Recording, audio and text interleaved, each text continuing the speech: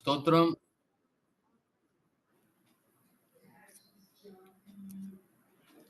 உம்முடைய நீங்காத பிரசன்னம் எங்களோடு கூட இருப்பதற்காக ஸ்தோத்திர ஆண்டவரே. உம்மை ஸ்தோத்தரிக்கிறோம், உம்மை ஸ்தோத்தரிக்கிறோம், உம்மை ஸ்தோத்தரிக்கிறோம், உம்மை ஸ்தோத்தரிக்கிறோம் ஆண்டவரே. ஸ்தோத்திரம்ப்பா. கிருபை, கிருபை, கிருபை, கிருபை ஆண்டவரே. இந்த கிருபை எங்களை சூழ்ந்திருப்பதற்காக ஸ்தோத்திரம். இந்த நாளிலும் கர்த்தாவே ஆண்டவரே, அருமையான ஆராதனை, ஜெப வேளை, வேத வாசிப்பு எல்லாவற்றையும் கர்த்தர் அருமையாய் அமைத்து கொடுத்ததற்காக நன்றி செலுத்துகிறோம். அந்த ஒவ்வொருவரையும் ஆசீர்வதியும். நீங்காத உங்களுடைய பிரசன்னம் அவர்களோடு அவருடைய குடும்பத்தோடு இருக்கட்டும். சந்தோஷம், சமாதானம் அதிகமாய் பெருக நீர் உதவி செய். இயேசு கிறிஸ்துவை நாம் கேட்கிறோம் நல்ல பிதாவே, ஆமென். கர்த்தர் நாம் மகிமைப்படுவதாக. நம்ம தொடர்ந்து 14 அதிகாரம் முடிச்சுக்கிறோம். இன்னைக்கு 15வது அதிகாரத்திலிருந்து நம்ம ஸ்டார்ட் பண்ண போறோம். அதாவது சில காரியங்களை நானே சொல்லிடுறேன், ரொம்ப அவசியம் இல்லாத காரியங்களை. அதாவது 15ஆம் அதிகாரத்துல 1ஆம் வசனத்துல இருந்து 4ஆம் வசனத்துல பாத்தீங்கன்னா, யூதேயாவிலிருந்து சிலர் நீங்க மோசேயோட முறைமையின்படி என்ன செய்யணும், விருத்த சேதனம் பண்ணப்பட வேண்டும், இல்லாவிட்டால் ரட்சிக்கப்பட மாட்டீர்கள் என்று சொல்றாங்க. அதனால பவுலுக்கும் பர்னபாவுக்கும் மிகுந்த ஒரு வாக்குவாதம், பவுலும் பர்னபாவும் அவர்களோட மிகுந்த வாக்குவாதம் பண்றாங்க. அதனால இதை என்ன யோசிக்கிறாங்கன்னா, இது குறித்து நம்ம ஒரு தீர்மானம் எடுக்கணும். அதுக்காக எருசலேமில் இருக்கிற அப்போஸ்தலர் இடத்துல போவோம் என்று சொல்லி தீர்மானிக்கிறாங்க. அது எல்லாருக்கும் மிகுந்த ஒரு சந்தோஷமான ஒரு செய்தியாக இருக்கிறது. அதனால அதுபடியே என்ன பண்றாங்க, பவுல், பர்னபா இன்னும் சில சகோதரர்லாம் சேர்ந்து எருசலேமுக்கு அங்க சபையார், அப்போஸ்தலர், மூப்பரால் ஏற்றுக்கொள்ளப்பட்ட போது தேவன் தங்களை கொண்டு செய்தவர்களை எல்லாம் அவர்களுக்கு அறிவித்தார். அங்க போறாங்க. அங்க அப்போஸ்தலர் இருக்காங்க, மூப்பர்கள், எல்டர்ஸ் இருக்கிறாங்க. எல்லாரிடத்திலும் போய் அவர் எல்லாருக்கும் இவங்களை பார்த்த உடனே ரொம்ப சந்தோஷம். அவரிடத்துல தங்களை கொண்டு என்னென்ன ஊழியங்கள்லாம் பிரஜாதிகளிடத்தில் செய்யப்பட்டது என்பதையெல்லாம் அங்கே கூறுகிறார்கள். இப்ப 5ஆம் வசனத்திலிருந்து 11 வரைக்கும் யாராவது வாசிங்க. அப்பொழுது பரிசேய சமயத்தாரில் விசுவாசிகளான சிலர் எழுந்து அவர்களை விருத்த சேதனம் பண்ணுகிறதும் மோசேயின் நியாய பிரமாணத்தை கை கொள்ளும்படி அவர்களுக்கு கற்பிக்கிறதும் அவசியம் என்றார்கள். அப்போஸ்தலரும் மூப்பரும் இந்த காரியத்தை குறித்து ஆலோசனை பண்ணும்படி கூடினார்கள். மிகுந்த தர்க்கம் உண்டான போது பேதுரு எழுந்து அவர்களை நோக்கி, சகோதரரே, நீங்கள் அறிந்திருக்கிறபடி புறஜாதியார் என்னுடைய வாயினாலே சுவிசேஷ வசனங்களை கேட்டு விசுவாசிக்கும்படி தேவன் அநேக நாட்களுக்கு முன்னே உங்களில் ஒருவனாகிய என்னை தெரிந்து கொண்டார். இருதயங்களை அறிந்திருக்கிற தேவன் நமக்கு பரிசுத்த ஆவியை தந்தருளினது போல அவர்களுக்கும் தந்தருளி அவர்களை குறித்து சாட்சி கொடுத்தார். விசுவாசத்தினாலே அவர்கள் இருதயங்களை அவர் சுத்தமாக்கி நமக்கும் அவர்களுக்கும் யாதொரு வித்தியாசம் இராதபடி செய்தார்.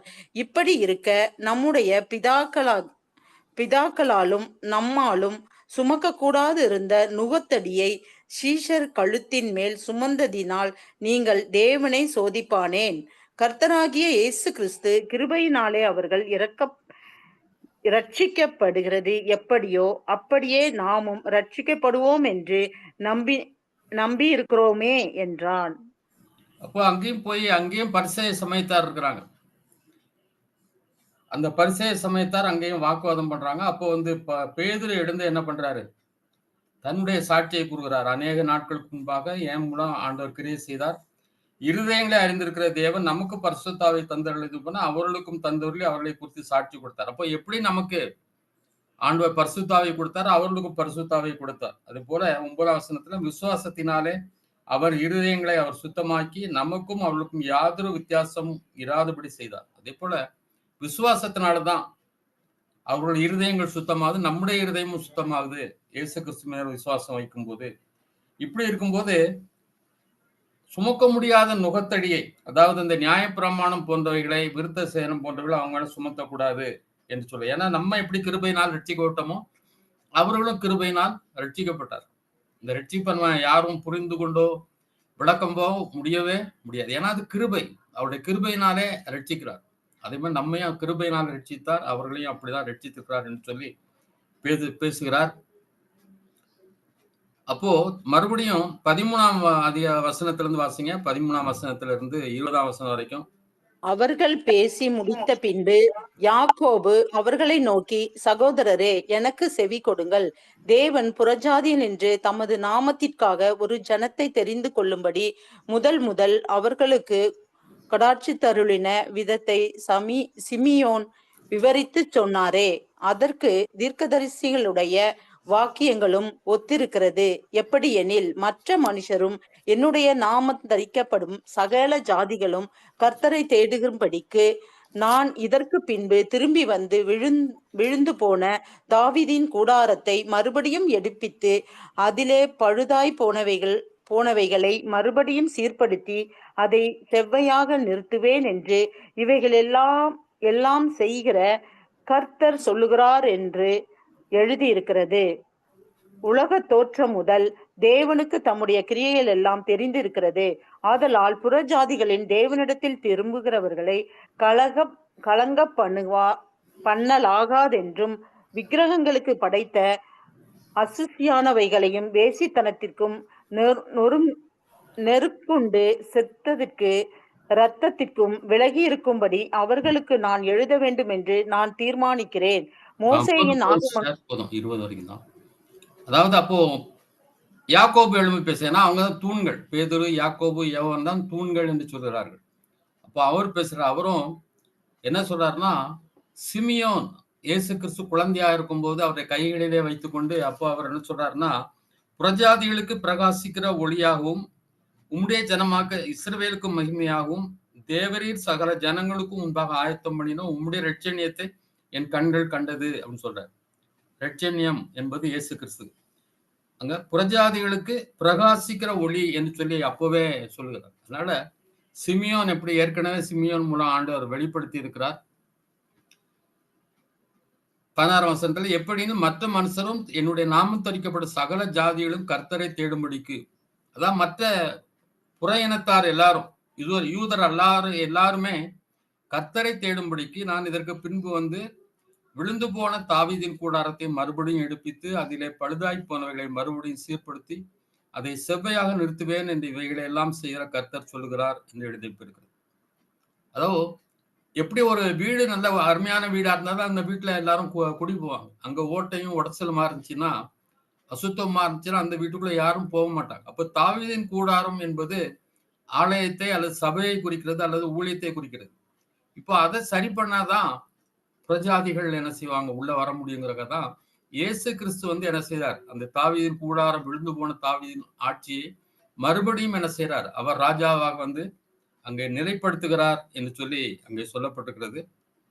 அதனால யாக்கோபும் அதை என்ன சொல்றாருன்னா, விக்கிரங்களுக்கு படைத்தது, வேசித்தனம், நெருக்குட்டு செத்தது, இதாக அடிபட்டு செத்தது, ரத்தம், இதுக்கு மட்டும் விலகி இருக்கணும், அது போதும் என்று சொல்லி என்ன செய்யறாங்க, அவங்க எல்லாரும் சேர்ந்து ஒரு தீர்மானம் நிறைவேற்றி அதை நிரூபமாக என்ன செய்யறாங்க, அவங்க பவுல் இடத்திலும் பர்னபா இடத்திலும் கொடுத்து அனுப்புறாங்க. அவர்களுக்கு துணையாக அங்க சகோதரிகள் விசேஷித்தவர்களாகிய பர்சபா என்னும் மறுபெயர் கொண்ட யூதாவும் சீலாவும் அவங்க கூட அனுப்புறாங்க. பர்சபா என்னும் கொண்ட யூதாவும் சீலாவையும் அவர்கள் கூட யாரு, பவுல், பர்னபா இங்க எல்லாம் சேர்ந்து என்ன பண்றாங்க, திரும்பி அந்த அந்தியோகியாவுக்கு அங்கே அவர்கள் வருகிறார்கள். மறுபடியும் 27ஆம் வசனத்திலிருந்து வாசிப்போம். 27 இந்த 33 வரைக்கும். அந்தப்படியே யூதாவையும் சீலாவையும் அனுப்பி இருக்கிறோம்.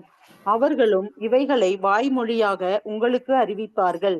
எவையெனில் விக்கிரகங்களுக்கு படைத்தவைகளும் இரத்தத்திற்கும் நெருங்குண்டு செத்ததிற்கும் வேசித்தனத்திற்கும் நீங்கள் விலக்கி இருக்க வேண்டும் என்பதே அவசியமான இவைகளெல்லாம் பாரமான வேறொன்றையும் உங்கள் மேல் சுமத்தாதிருப்பது பரிசுத்த ஆவிக்கும் எங்களுக்கும் நலமாக கடவது. இவைகளுக்கு விலகி நீங்கள் உங்களை காத்து கொள்வது நலமாயிருக்கும், சுகமாயிருப்பீர்களாக என்று எழுதினார். அதே இந்த நிருபத்தை வந்து அங்கே வாசித்து காட்டுறாங்க. அப்போ எல்லாருக்கும் வந்து அதை வாசித்ததுனால அவங்க எல்லாருக்கும் ஒரு சந்தோஷம், ஆறுதலும் சந்தோஷம் அடைகிறார் என்று 31ஆம் வசனத்துல சொல்லப்பட்டிருக்கிறது. 32ஆம் வசனத்துல யூதா சீலா என்பவரும் தீர்க்கதரிசிகளா இருந்தபடியினாலே அநேக வார்த்தைகளினாலே சகோதரருக்கு புத்தி சொல்லி அவர்களை திடப்படுத்தி அப்படின்னு. அப்போ தீர்க்கதரிசிகள் என்பவங்க யாருன்னா, அநேக வார்த்தைகளால என்ன செய்யறாங்க, புத்தி சொல்லி அவர்களை திடப்படுத்துகிறவர். எப்பவுமே தீர்க்க தரிசனம்னா ஃபியூச்சர்ல நடக்க போறது சொல்றது நம்ம நினைச்சிடக்கூடாது.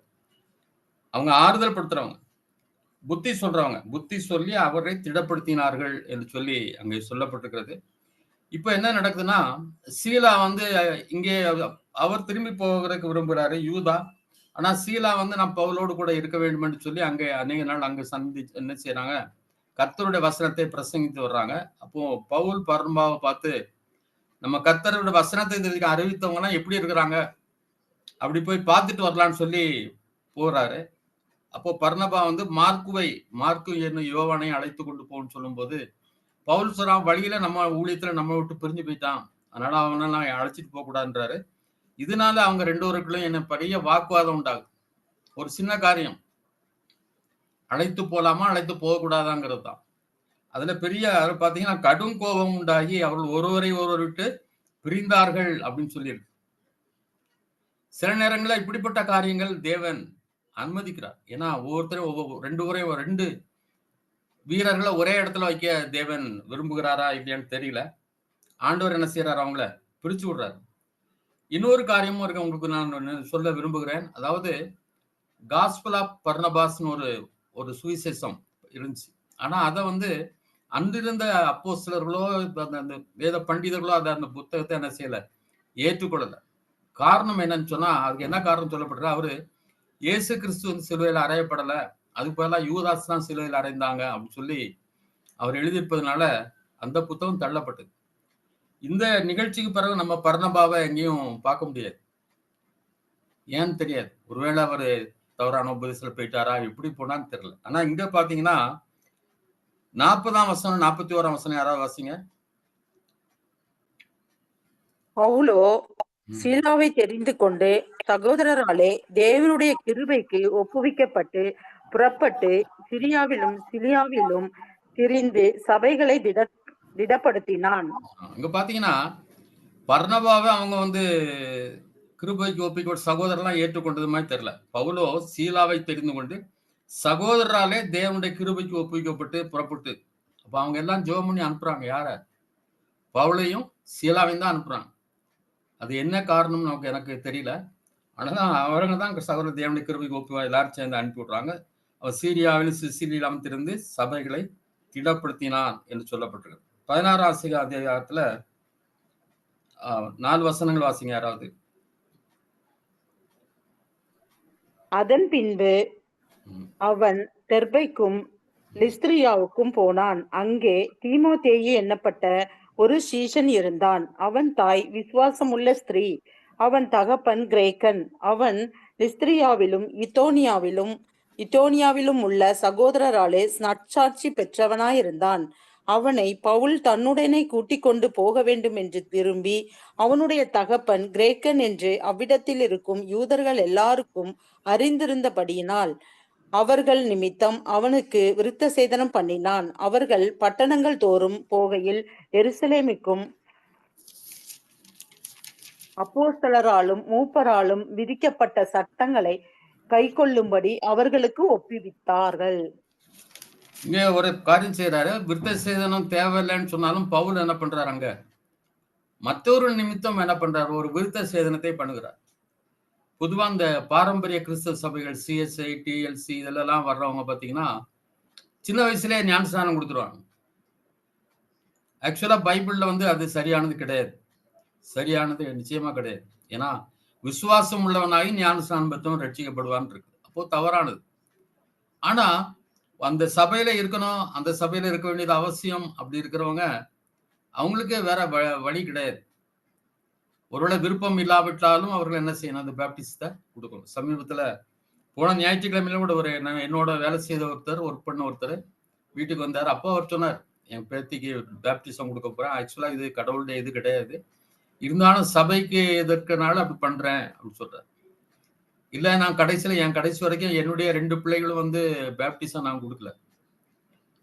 அவங்க அந்த கேம்ப்ல தான் போய் என்ன செய்யறாங்க, எடுத்தாங்க. இன்னும் மகள் வந்து சிஎஸ்ஐ ரெவரன்ட்டே போய் கேட்டு எனக்கு ஞானஸ்நானம் முழுக்க ஞானஸ்நானம் கொடுக்கணும்னு சொல்லி கேட்டு எடுத்துக்கொண்டார். அதனால இந்த காரியத்துல நமக்கு எது சரியோ அதை நம்ம சரியாக தீர்மானிப்பது நல்லது என்று சொல்லி நான் நினைக்கிறேன். இப்போ 5ஆம் அதிகாரத்திலிருந்து 5ஆம் வசனத்திலிருந்து 11ஆம் வசனம் நானே வாசிக்கிறேன். அதனால அவர்கள் பிரிகியா கலாத்தியா நாடில் வளர்ந்து வந்தபோது ஆசியாவிலே வசனத்தை சொல்லாதபடிக்கு பரிசுத்த ஆவியினாலே தடை பண்ணப்பட்டு மீசியா தேசம் வந்து பித்னியா நாட்டுக்கு போக பிரயத்தனம் பண்ணினார்கள். ஆவியானவரோ அவர்களை போக விட்டாதிருந்தார் அப்படின்ட்டு. அப்போ எல்லா இடத்துலயுமே ஊழியம் செய்யணும் அப்படிங்கிறது பாருங்க, அங்க இடத்துல ஆவியன் அவங்க ஊழியத்து தான் போறாங்க. ஆனாலும் ஆசியாவில் சொல்லக்கூடாதுன்னு ஆண்டவர் வச்சிருக்கிறார். மீசியா வர்றாங்க, அங்க பித்தினியா நாட்டுங்கிற நாட்டுக்கு போப்பாங்க, அங்கேயும் முயற்சி பண்றாங்க, அங்கேயும் ஆவியானவர்களை போக விட்டாதிருந்தார் அப்படின்னு சொல்லப்படுது. ஏன்னா சில இடங்களுக்கு எப்போ ஆண்டவர் கொண்டு போகணும் அப்படிங்கிறது அவருடைய திட்டம். ஏன்னா ஆசியாவை பற்றி பின்னால வருது, நம்ம படிக்க போறோம். அப்போ கர்த்தருக்குன்னு ஒரு திட்டம் உண்டு ஊழியத்தை. ஆனா ஒன்னே எப்போ நம்ம ஞாபகம் வச்சுக்கணும், நம்ம ஊழியம் செய்ய ஆரம்பிக்கணும். ஏதாவது ஒரு ஊழியத்தை கைப்பிரதி கொடுக்கறதோ அல்லது ஏதோ ஒரு ஊழியத்தை நம்ம வாலிபர் சர்ச்சில் போய் வாலிபர்களை சந்திக்கிறதோ சிறுவர் ஊழியம் நடத்துறதோ ஏதோ ஒண்ணு செய்துட்டு இருக்கும்போது ஆண்டவர் இது உன் ஊழியம் இல்ல, நீ இப்படி செய்ய அப்படி செய்யன்னு கொண்டு போவார். எப்பவுமே ஒண்ணு மூவ் பண்ணிக்கிட்டு இருக்க காரை தான் நம்ம திருப்ப முடியுமோல, மூலையிலே ஒரு இடத்துல உட்கார்ந்து இருக்கிற காரை திருப்ப முடியும். அதனால இதை நல்லா ஞாபகம் வச்சுங்க. ஏதாவது ஒண்ணு ஸ்டார்ட் பண்ணுங்க, ஏதாவது ஒண்ணு ஸ்டார்ட் பண்ணுங்க. ஆண்டவர் உங்களை சரியா கைட் பண்ணி அருமையாய் கொண்டு போவார். அப்பொழுது அவர்கள் மீசியா பக்கமாய் போய் துரோவாவுக்கு வந்தார்கள். அங்கே ராத்திரியிலே பவுலுக்கு ஒரு தரிசனம் உண்டாயிற்று. அதனவனில் மக்கதுனியா தேசத்தான் ஒருவன் வந்து நின்று, நீர் மக்கதுனியாவுக்கு வந்து எங்களுக்கு உதவி செய்ய வேண்டும் என்று தன்னை வேண்டிக் கொண்டதாக இருந்தது. அந்த தரிசனத்தை அவன் கண்டபோது அவளுக்கு சுவிசேஷத்தை அறிவிக்கும்படி கர்த்தர் எங்களை அழைத்தார் என்று நாங்கள் நிச்சயித்து கொண்டு உடனே மக்கதுனியாவுக்கு புறப்பட்டு போக பிரயத்தனம் பண்ணி அப்படின்னு இருக்கு. அப்போ கடவுள் எப்படி நடத்துறாரு பாருங்க. ஆவியான தடை பண்றாரு. ஆனா இப்ப ஒரு தரிசனம் உண்டாகுது பவுலுக்கு, ராத்திரியில உண்டாகுது. அப்போ ராத்திரியில் வந்து அது சொப்பனமா இருக்கலாம். ஒரு தரிசனம் உண்டாய் மக்கதுனியாவில இருந்து ஒருத்தர் வந்து நீ எங்களுக்கு உதவி செய்யுன்னு கேட்கறாங்க. அப்படியே அவர்கள் எப்ப அங்கதான் ஆண்டவர் அழைக்கிறாருன்னு சொல்லி அங்க செல்கிறார். ஏற்கனவே நான் உங்களுக்கு சொன்னேன், இங்க கர்த்தர் எங்களை அழைத்தார் என்று நாங்கள் நிச்சயித்து கொண்டுன்னு சொல்லப்படுது.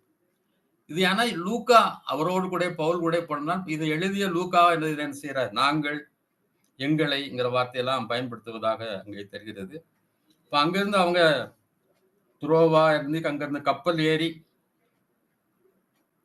சாமோத்திரகே தீவுக்கும் மறுநாளை நொயப்பலி பட்டணத்துக்கும் நேராய் ஓடி அங்கே இருந்து மக்கதோனியா தேசத்து நாடுகள் ஒன்றிற்கு தலைமையானதும் ரோமர் குடியேறினா பிலிப்பி பட்டணத்துக்கு வந்து அந்த பட்டணத்தில் சில நாள் தங்கி இருந்தார்கள் என்று சொல்லப்பட்டது. அப்போதான் கப்பல்ல ஏறினாங்க, இதெல்லாம் போனாங்க. இப்ப எல்லாம் இதெல்லாம் போயிட்டு இருக்கிறாங்க, எல்லாமே பிளைட்ல போயிருக்கிறத பாக்குறோம். ஒருத்தர் கூட சொந்தமா ஜெட் வாங்கி தான் ஜெட்ல தான் ஊழியம் செய்யணும்னு சொல்லிட்டு இருந்தாரு. அப்போ இவங்க அந்த கப்பல்ல ஏறி மக்கதுனியாவுக்கு அவங்க வர்றாங்க. 14ஆம் வசனத்துல வாசிங்க. அந்த 13, 14, 15. 13, 14. ஓய்வு நாளில் நாங்கள் பட்டணத்திற்கு வெளியே போய் ஆற்றின் அருகே வழக்கமாய் ஜெபம் பண்ணுகிற இடத்தில் உட்கார்ந்து அங்கே கூடி வந்த ஸ்திரீகளுக்கு உபதேசம் பண்ணினோம். அப்பொழுதே தியேத்ரா ஊரானும் ரதாம்பரம் விற்கிறவளும் தேவனை வணங்குகிறவளும் ஆகிய லிதியாள் என்னும் பேருள்ள ஒரு ஸ்திரீ கேட்டுக்கொண்டிருந்தாள். பவுல் சொல்லி இவைகளை கவனிக்கும்படி கர்த்தர் அவள் இருதயத்தை திறந்தார். அவளும் அவள் வீட்டாரும் ஞானஸ்தானம் பெற்ற பின்பு அவள் எங்களை நோக்கி, நீங்கள் என்னை கர்த்தரிடத்தில் விசுவாசம் உள்ளவள் என்று எண்ணினால் என் வீட்டிலே வந்து தங்கியிருங்கள் என்று வருந்தி கேட்டுக்கொண்டாள். நாங்கள் அப்போ அங்கே வழக்கமா ஒரு இடத்துல ஜெபம் பண்றாங்க. அந்த இடத்துல போயிருக்கும்போது நிறைய பெண்கள் வரும்போது பெண்களுக்கு என்ன செய்யறாங்க, உபதேசம் பண்றாங்க. அப்போ தியத்தீரா என்ற ஊரை சேர்ந்தவளும் ரத்தாம்பரம் இருக்கிறவளும், ரத்தாம்பரம்ங்கிறது சிவப்பு நிறமான கார்பெட். அந்த இது என்ன சிவப்புங்கிறது இந்த பர்பிள்னு சொல்லுவாங்க, பர்பிள் கிளாத். பெரிய அதிகாரிகள்லாம் வரும்போது என்ன செய்வாங்க, அந்த ரெட் கார்பெட் தான் விற்பாங்க. அது கௌரவத்துக்குரியது, ராஜரீகமானது. ஏன்னா அந்த கலர் ரத்தாம்பரம் என்பது அதை தயாரித்து விற்கிற அந்த லீதியாள் என்பவருடைய இருதயத்தை கர்த்தர் திறந்தார் அப்படின்னு சொல்லப்பட்டது. அப்போ என்னதான் நம்ம பிரசங்கம் பண்ணாலும் ஆண்டவர் கிரியை செய்யாவிட்டால் ஒருத்தர் என்ன பண்ண முடியாது, ரட்சிக்கப்பட முடியாது. ஆண்டவர் வந்து நம்முடைய இருதயத்தை என்ன செய்தார், ஒரு நாளில திறந்தார். அதனால இயேசு கிறிஸ்து உள்ள இன்றைக்கு இருக்கிறார். அப்போ அவளும் அவள் வீட்டாரும் ஞானஸ்நானம் பெற்ற பின்பு உடனே ஞானஸ்நானம், இந்த ஞானஸ்நானத்தாலும் தள்ளியே வைக்கக்கூடாது. உடனே என்ன பண்றாங்க, ஞானஸ்நானம் பெற்ற பிறகு அவள் எங்களை நோக்கி, நீங்கள் கர்த்தரிடத்தில் விசுவாசம் உள்ளது எண்ணினால் என் வீட்டிலே வந்து தங்கியிருங்கள் என்றே வருந்தி கேட்டுக்கொண்டாள். அது எப்படி என்ன பண்ணாங்க, அவங்க தங்கியிருந்தாங்க. அப்ப ஜெபம் பண்ண போற இடத்துல எல்லாம் ஒரு குறி சொல்கிற ஆவியுடைய ஒரு பெண் வந்து பவுலையும் மத்தவர்களையும் தொடர்ந்து வந்து, இந்த மனுஷர் உன்னதமான தேவனுடைய ஊழியக்காரர், ரட்சிப்பின் வழியை நமக்கு அறிவிக்கிறேன்னு சத்தமிட்டார். அதுல கரெக்டா தான் சொல்லுச்சு. ஆனாலும் பவுல் அநேக நாள் விட்டு பார்த்தோன்னா அவனுக்கு ரொம்ப கோபம் வந்து என்ன செய்த, இவளை விட்டு நீ இவளை விட்டு புறப்படும்படி இயேசு கிறிஸ்து நாமத்தினால் கட்டளையிடுகிறேன் என்று அந்த ஆவியுடன் சொன்னான். அந்நேரமே அது புறப்பட்டு போய். அதுதான் பவர். இப்பதான் நிறைய இடத்துல பார்த்திருக்கேன். அதுக்கு ஒரு பாட்டு வல்லமை உண்டு, வல்லமை உண்டு பாட்டு பாடி இயேசுவின் ரத்தம் ஜெயம் சொல்லு, இயேசுவின் ரத்தம் ஜெயம் சொல்லு, அல்லது எண்ணெயை வாயில ஊத்துறது, இப்படிலாம் பல காரியங்கள்லாம் செய்வாங்க. அங்கெல்லாம் ஒரே வார்த்தை, இயேசு நாமத்திலும் புறப்பட்டு போ, அவ்வளவுதான். உடனே அவளுக்கு என்ன ஆயிடுச்சு, சோமாயிடுச்சு. ஆனா அவளை வச்சு நிறைய பிழைப்பு நடத்திட்டு இருந்தாங்க. அவ குறி சொல்லி அவளுக்கு வர பணத்தெல்லாம் வச்சு, அதை அவளுக்கு எஜமான்கள் இருந்தாங்க. அவங்க வந்து தங்களுடைய நம்பிக்கை போயிடுச்சே, தங்களுடைய பணம் போச்சுன்னு சொல்லி என்ன பண்ணாங்கன்னா, இந்த பவுலையும் சீலாவையும் பிடிச்சி ஜெயில போட்டாங்க. முதல்ல அடிச்சிடுறாங்க, நல்லா அடிச்சு அதுக்கு ஒரு சிறைச்சாலையில் வச்சு அந்த சிறைச்சாலையில பத்திரமாய் காக்கும்படி வைத்தார்கள். ஆனா அங்க என்ன பண்ணாங்க, 25, 26 வாசிங்க. 25, 26. 25. நடுராத்திரியிலே பவுலும் சீலாவும் ஜெபம் பண்ணி தேவனை துதித்து பாடினார்கள். காவலில் வைக்கப்பட்டவர்கள் அதை கேட்டுக்கொண்டிருந்தார்கள். சடிதியிலே சிறைச்சாலையின் அஸ்திபாரங்கள் அசையும்படியாக பூமி மிகவும் அதிர்ந்தது. உடனே கதவுகளெல்லாம் திறவுண்டது. எல்லாருடைய கட்டுகளும் கழண்டு போயிற்று. அப்போ பவுலும் சீலாவும் நடுராத்திரியில கூட என்ன பண்றாங்க, ஜெபம் பண்றாங்க. ஜெபம் பண்ணி அதுக்கப்புறம் தேவனை துதித்து பாடினார். கவலையே படல. மேலாம் அடிச்சு காயம், காலில் விட சங்கிலியை போட்டு மாட்டி வச்சிருக்காங்க. ஆனா இவர் என்ன பண்றாங்க, 2 பேரும் ஜெபம் பண்ணி தேவனை துதித்து பாடுறான். எல்லாரும் கேட்க முடியாது, அமைதியா பாடல. மற்றவங்க எல்லாம் பார்த்தா என்ன நினைப்பாங்களோ, வெக்கப்படலாம் இல்ல, தைரியமா சத்தமா பாடுறேன். அப்போ சிறைச்சாலை அஸ்திபாரங்கள் அசையும்படியா பூமி மிகவும் அதிர்ந்தது. உடனே கதவுகள் எல்லாம் திறவுண்டது, எல்லாருடைய கட்டுகளும் கலந்து போயிட்டு. அப்போ துதிச்சு சந்தோஷமா கவலைப்பட்டு என்னடா அப்படி மாட்டிட்டான், ஆண்டவருக்காக ஊழியம் செய்த இப்படி பண்ணிட்டாங்களே அப்படின்லாம் நினைக்கல. அந்த அடிபட்ட நேரத்திலையும் காயம்பட்ட நேரத்திலையும் ஆண்டவரை துதிச்சு பாடும்போது பெரிய ஒரு அற்புதம் நடந்தது. அப்போ எந்த சூழ்நிலையில நம்ம ஆண்டவரை துதிச்சு பாடுறதுக்கு நம்ம ரெடியா இருக்கோம். எல்லா தோல்வி நேரத்திலையும், ஏமாற்ற நேரத்திலையும், எல்லாமே இப்போ கையோட்டு போயிட்டு அப்படி நினைக்கிற நேரத்திலையும், எல்லாமே மூழ்கி போயிட்டு ஒண்ணுமே முடியாத சூழ்நிலையிலும் ஆண்டவரை துதிச்சு பாடும்போது எல்லா காரியங்களையும் தேவன் அற்புதமாக மாற்றுகிறார். எல்லாருடைய கட்டுகளும், அதனால அவங்க கட்டு மட்டும் இல்ல, எல்லாருடைய கட்டுகளும் கலந்து போயிடுச்சான். அப்போ சிறைச்சாலைக்காரன் பார்க்கறான், எல்லாரும் ஓடி போயிட்டாங்கன்னு விளக்கெல்லாம் கொண்டு வந்து பார்த்து, அவன் வாளால் அவனை தன்னையே கொண்டு கொள்ள அவன் நினைக்கும் போது பவுல் சத்தமிட்டு, நீ உனக்கு கெடுதி ஒன்றும் செய்து கொள்ளாதே, நாங்கள் எல்லாரும் இங்கேதான் இருக்கிறோம் என்று சொல்லி அவன் சொல்றாரு. அப்போ அவர் நேரே வந்து நேரே யாருனார், பவுலுக்கும் சீலா காலிலே விழுந்துடுறார். விழுந்து ஆண்டவமாரே, ரட்சிக்கப்படுவதற்கு நான் என்ன செய்ய வேண்டும் என்றார். அதற்கு அவர்கள், கர்த்தராகிய இயேசு கிறிஸ்து விசுவாசி, அப்பொழுது நீயும் உன் வீட்டாரும் ரட்சிக்கப்படுவீர்கள் என்று சொல்லி அவனுக்கு அவன் வீட்டில் இருக்கிற யாவருக்கும் கர்த்தருடைய வசனத்தை போதித்தார்கள். பாருங்க, இப்போ ஆண்டவருடைய ஊழியத்தை செய்வதற்கு என்ன கிடைக்குதுன்னா, ஒரு விடுதலை அங்கே கிடைக்கிறத பார்க்கிறோம். சோகமான பரிதாபமான ஒரு நிலையிலே ஆண்டவர் எப்படிப்பட்ட ஒரு சூழ்நிலையா மாத்தி அந்த ஒரு இந்த சிறைச்சாலைக்காரனுடைய வீடு முழுவதும் ரட்சிக்கப்படும்படி செய்கிறார். அவன் ராத்திரியிலே அவளை வீட்டுக்கு கூட்டு போய் அவருடைய காயங்களை எல்லாம் கழுவ காயம் பட்டிருக்கு, காயத்தெல்லாம் கழுவி அவன் என்ன செய்யறான், அவனும் அவனுடைய அனைவரும் உடனே ஞானஸ்நானம் பெற்றார்கள். பின்பு அவன் அவளை தன் வீட்டிற்கு கூட்டு கொண்டு போய் அவர்களுக்கு போஜனம் கொடுத்து வீட்டார் அனைவரோடும் கூட தேவனிடத்தில் விசுவாசம் உள்ளவனாகி மன மகிழ்ச்சியாக இருந்தான். இப்ப நான் நல்ல ஒரு ட்ரீட்மெண்ட்டும் கிடைக்குது, அதுக்கு நல்ல சாப்பாடும் கிடைக்குது. ஆமேன். எப்போ அதனால எந்த இதுலயும் என்ன செய்யக்கூடாது, சோர்ந்து போயிடக்கூடாது. எப்படிப்பட்ட மோசமான சூழ்நிலையிலையும், இதை விட மோசமான சூழ்நிலை நமக்கு வரப்போறது இல்லை, நிச்சயமா வராது. அந்த நேரத்திலயும் அவங்க துதிச்சு பாடுறாங்க. அப்போ என்ன நடக்குன்னு பார்க்கணும். ஒரு குடும்பம் ரட்சிக்கப்படுது, உங்களுடைய காயங்கள் ஆற்றப்படுது, அதே நேரத்துல ஒரு நல்ல சாப்பாடும் அவங்களுக்கு கிடைக்கிறத பார்க்கணும். அதுக்கு ஒரு காலையிலே அதிகாரிகள் வந்து அவங்கள விடுதலை பண்ணுங்கன்னு சொல்றாங்க. அப்போ பவுல் கொஞ்சம் இது பண்றாரு, எப்படி நீங்க எங்களை விசாரிக்காம, நான் ரோமன் இதை சேர்ந்தவன், எங்களை எப்படி நீங்க அனுப்பலாம், விசாரிக்காம இப்படி தண்டிக்கலான்னு கேட்கும்போது ரொம்ப அவனை கெஞ்சி அவனை கேட்டு அப்படின்னு சொன்ன உடனே அவன் என்ன செய்யறாரு, அவர் பவுல் அந்த இடத்தை விட்டு சிறைச்சாலையை விட்டு நேராக லீதியாளுடைய வீட்டுக்கு அங்கே வருவதை நாம் பார்க்கிறோம். 17ஆம் அதிகாரத்துல 1ஆம் வசனத்திலிருந்து 3ஆம் வசனம் வரைக்கும் வாசிங்க. 4ஆம் வசனம் வரைக்கும் 17 1-4. அவர்கள் அம்பிபோலி பட்டணத்தையும் அப்போனியோவின் பட்டணத்தையும் கடந்து தெசலோனிக்கே பட்டணத்திற்கு வந்தார்கள். அங்கே யூதருக்கு ஒரு ஜெப ஆலயம் இருந்தது. பவுல் தன் வழக்கத்தின்படியே அவர்களிடத்தில் போய் 3 ஓய்வு நாள்களின் வேத வாக்கியங்களின் நியாயங்களை எடுத்து அவர்களுடனே சம்பாஷித்து, கிறிஸ்து பாடுபடவும் மரித்தோரிலிருந்து எழுந்திருக்கவும் வேண்டியதென்றும் நான் உங்களுக்கு அறிவிக்கிற இந்த இயேசுவே கிறிஸ்து என்றும் காண்பித்து திருஷ்டாந்தரப்படுத்தினான். அவர்களில் சிலரும் பக்தியுள்ள கிரேக்கரிலும் திரளான ஜனங்களும் கனம் பொருந்தின ஸ்திரீகளும் அநேகரும் விசுவாசித்து பவுலையும் சீலாவையும் சேர்த்து கொண்டார்கள். ஆமென். அப்போ அங்கேயும் அவர் பண்றாரு என்ன பண்ண, அம்பிபோலிங்கிற பட்டணத்துக்கு வந்து தெசலோனிக்கே பட்டணத்துக்கு வந்தாங்க. அங்க வந்து இருக்கிற ஜெப ஆலயத்துல அங்க பிரசங்கம் பண்றதை பாக்குறோம். முக்கியமா என்ன சொல்றாங்கன்னா, அப்போ இயேசுவே கிறிஸ்து யூதர்களுக்கு, ஏன்னா அவங்க மேசியாவை எதிர்பார்த்திருந்தாங்க. மேசியா வருவார், நம்ம மீட்பை தருவார். அதனால இந்த இயேசுதான் கிறிஸ்துங்கிறது தான் அவனுடைய மெயின் பிரீச்சிங்கா இருந்துச்சு. அப்போ அது இந்த யூதர்கள சிலர், இன்னும் கிரேக்கர்ல நிறைய பேரு, கனம் பொருந்திய ஸ்திரீகள்ங்கிறது நல்லா வசதி உள்ளவங்க, அப்படிப்பட்டவங்க. அவர்கள் அநேகரும் விசுவாசித்து பவுலையும் சீலாவையும் சேர்த்து கொண்டார்கள். இந்த நேரத்திலே அங்க யூதர்கள் என்ன செய்யறாங்க, பெரிய ஒரு கூட்டம் இப்படி நடக்குதுன்னு சொல்லி அங்க வந்து பிரச்சனை பண்ணி, யாசோன் அப்படிங்கிறவன் தான் அவங்களுக்கு வந்து அடைக்கலம் கொடுத்து வீட்டில் தங்க வச்சிருக்கிறான். யாசோன் தான் நம்ம எல்லாம் பேர் தெரியாது, நமக்கு இது என்னன்னு தெரியாது. இங்கிலீஷ்ல ஜேசன். அப்ப ஜேசன் தான் எல்லாம் பண்ணான்னு சொல்லி அவனை பிடிச்சு என்ன பண்றாங்க, இழுத்து கொண்டு போகிறார்கள்.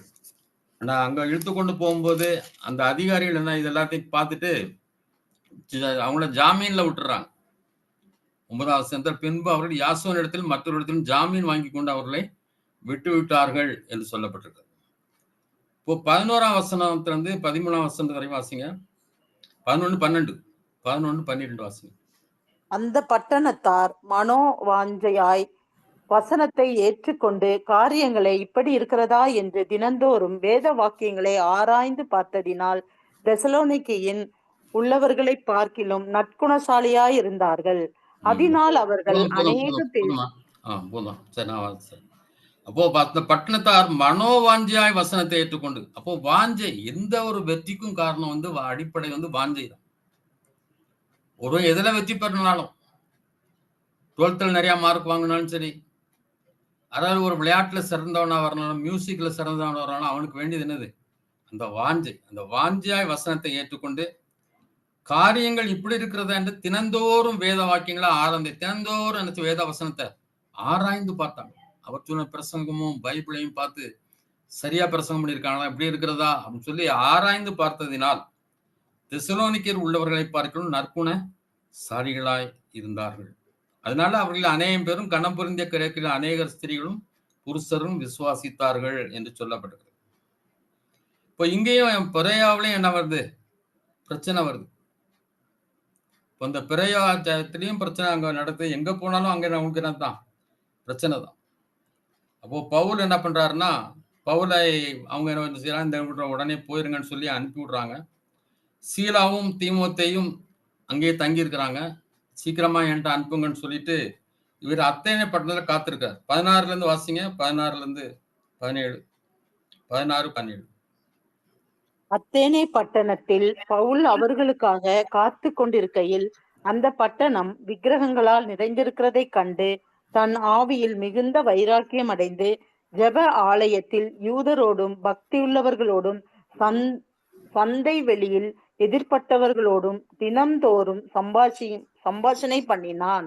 அப்போ அவன் பாருங்க, அதை பார்த்தவனே அவனுக்கு ஒரு ஆவியில ஒரு வைராக்கியம் உண்டாகுது. இவ்வளவு கோயில் இருக்கு. இன்றைக்கு நம்ம ஊர்கள்லாம் கோயில்கள் பெருகி கொண்டுதான் இருக்கு. அமெரிக்காவில் கூட பெருகிட்டு தான் இருக்கு, ஆஸ்திரேலியாவும் பெருகிட்டு இருக்கு, இங்கிலாந்துலயும் பெருகிட்டு இருக்கு. ஆனா இதை பார்த்தோன்னே பவுலுக்கு ஒரு பெரிய வைராக்கியம் வந்து அவர் என்ன பண்ணாராம், ஜெப ஆலயத்தில் யூதரோடும் பக்தி உள்ளவர்களோடும் சந்தையை எதிர்பட்டவர்களும் தினந்தோறும் சம்பாஷணை பண்ணினார். அப்போ யூதர்கள்கிட்ட போய் அந்த இதை எழுப்பி விடுறது. இப்படி மக்கள்லாம் எப்படி இருக்காங்க, விக்கிரங்களை வணங்கி கொண்டிருக்கிறார்களே அப்படின்னு சொல்லி பக்தி உள்ளவர்களுக்கும் அவங்களுக்குள்ள ஒரு வைராக்கியத்தை உண்டாக்குறதுக்காக அவங்கள்ட்ட பிரசவம் பண்றாரு.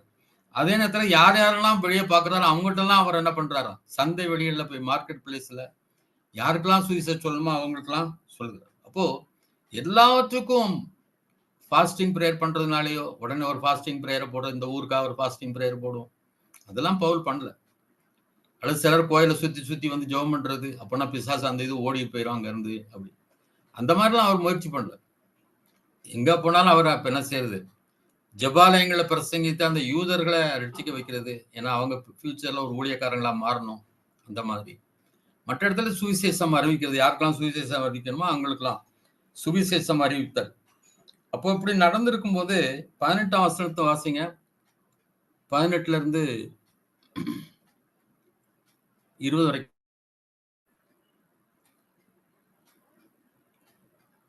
17ஆம் அதிகாரம் 18ல இருந்து 21.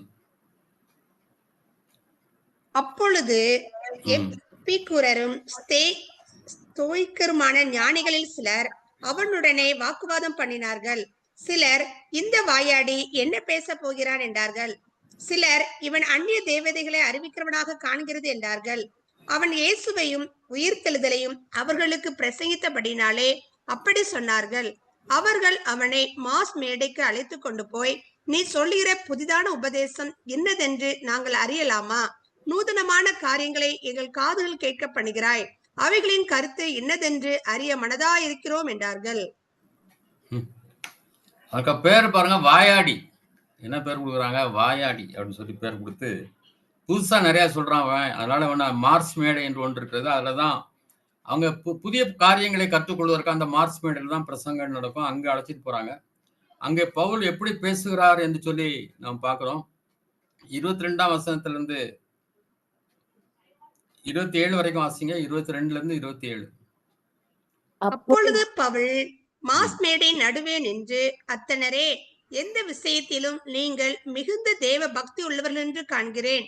எப்படி என்றால், நான் சுற்றி திரிந்து உங்கள் ஆராதனைக்குரியவைகளை கவனித்து பார்த்த பொழுது அறியப்படாத தேவனுக்கு என்று எழுதியிருக்கிற ஒரு பலிபீடத்தை கண்டேன். நீங்கள் அறியாமல் ஆராதிக்கிற அவரையே நான் உங்களுக்கு அறிவிக்கிறேன். உலகத்தையும் அதிலுள்ள யாவற்றையும் உண்டாக்கின தேவனானவர் வானத்திற்கும் பூமிக்கும் ஆண்டவராய் இருக்கிறபடியால் கைகளினால் கட்டப்பட்ட கோவில்களில் அவர் வாசம் பண்ணுகிறதில்லை. எல்லாருக்கும் ஜீவனையும் சுவாசத்தையும் சகலத்தையும் கொடுக்கிற அவர் தமக்கு யாதொன்று தேவையானது போல மனுஷர் கைகளால் பணிவிடை கொள்கிறதும் இல்லை.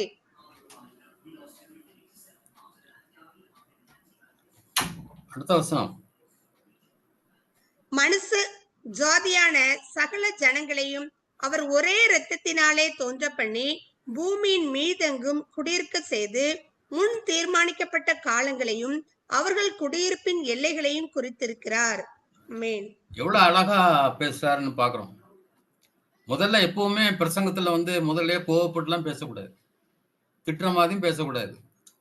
முதல்ல அவங்கள என்ன செய்யணும், ஃபர்ஸ்ட் எங்களுடைய தலைவர் அப்படி சொல்லுவார், first bat on is back அப்படின்னு சொல்லுவார். அதான் முதுகுல தட்டி கொடுத்து எப்படி இருக்கீங்க கேட்குற மாதிரி நீங்க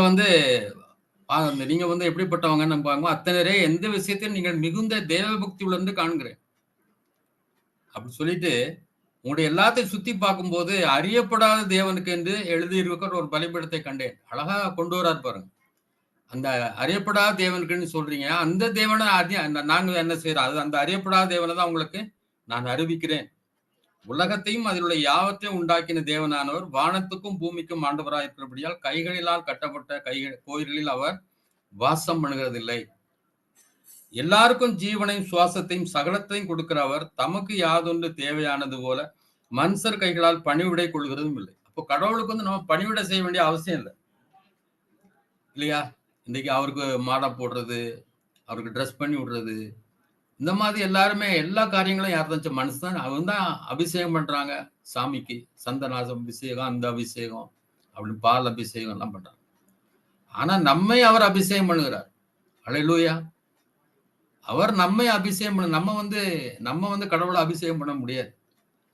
அதனால அவருக்கு ஆண்டவராயிருக்கிற கைகளினால் கட்டப்பட்ட கோயில்ல வாசம் பண்றது இல்லை. அதே போல யாதொன்று தேவையானது போல மனுஷர் கைகளால் பணிவிடை கொள்ளுகிறதும் இல்லை. மனுஷ ஜாதியான சகல ஜானங்களையும் ஒரே ரத்தத்தினாலே தோன்ற பண்ணி, ஜாதி ஜாதி ஜாதி என்னதான் ரத்தத்தினால கழுவப்பட்டாலும் எதுவும் மாறாது, ஜாதி மாறாது. ஒரே ரத்தத்தினாலும் தோன்ற பண்ணார். ஹல்லேலூயா. நம்ம ஜாதியா இருக்காங்களா அப்படின்னு பாக்குறோம். அதுலயும் ஜாதியில பிரிவுகள்லாம் இருக்கு.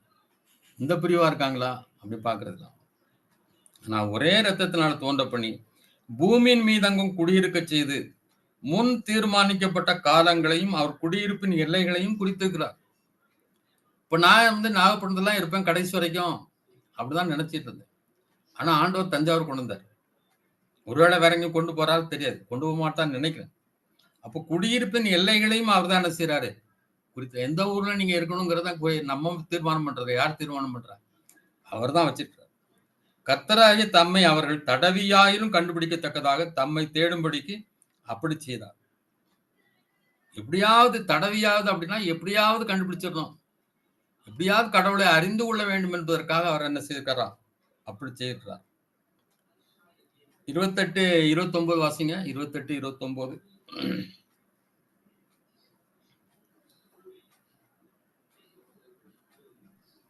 ஏனெனில் அவருக்குள் நாம் பிழைக்கிறோம், அசைகிறோம், இருக்கிறோம். அப்படியே உங்கள் புலவர்களிலும் சிலர் நாம் அவருடைய சந்ததியார் என்று சொல்லியிருக்கிறார்கள். நாம் தேவனுடைய சந்ததியா இருக்க மனுஷருடைய சித்திரை வேலையினாலும் யுக்தினாலும் உருவாக்கின பொன் வெள்ளி கல் இவைகளுக்கு தெய்வம் ஒப்பாயிருக்க வேண்டும் என்று நாம் நினைக்கலாகாது. நம்ம தேவனுடைய சந்ததி, அவருக்குள்ள நம்ம என்ன செய்யறோம், பிழைக்கிறது, அசைகிறது, இருக்கிறது எல்லாமே அவருக்குள்ளதான் நம்ம இருக்கிறோம். புலவர் சில உங்கள் புலவர்களும் சிலர் சொல்லியிருக்காங்க நாம் அவருடைய சந்ததியார்னு சொல்லி. நாம் தேவனுடைய சந்ததியா இருக்க, அவருடைய சாயல்ல படைக்கப்பட்டவர்களா இருக்க, மனிதர் கைகளினால் செய்யப்படுகிற அவருடைய ஞானத்தால் உருவாக்கக்கூடிய பொன் வெள்ளி கல்விகளுக்கு தெய்வம் ஒப்பாயிருக்கும் என்று நாம் நினைக்கலாகாது. அடுத்தது முக்கியமான வசனம். அறியாமையுள்ள காலங்களை தேவன் காணாதவர் பொழிந்தால் இப்பொழுதோ மனம் திரும்ப வேண்டும் என்று எங்குமுள்ள மனுஷர் எல்லாருக்கும் கட்டளை இடுகிறார். ஒரு கட்டளை, மனம் திரும்ப வேண்டும் என்பது ஒரு கட்டளை. ஒரு காலத்துல அறியாமை உள்ள காலங்கள், அவரை சரியா அறிய முடியாத இயேசு கிறிஸ்து வருவதற்கு முன்பாக உள்ள காலங்கள் எல்லாம் அறியாமை உள்ள காலங்கள். ஆனா இப்போ மனந்திரும், அவர் தான் மனந்திருமுகள் பரலோராஜ்யம் சமீபித்திருக்கிறது என்று சொல்லி என்ன செய்தார், பிரசங்கித்தார். உங்க பக்கத்துல வந்துருச்சு, எங்கேயோ நீங்க தேடி போக வேண்டிய அவசியம் இல்லை, பரலோராஜ்யம் உங்க சமீபத்தில் ஏற்றுக்கொள்ளுங்கள் என்று சொல்லி அவர் பிரசங்கித்தார். 31-34 வாசிங்க.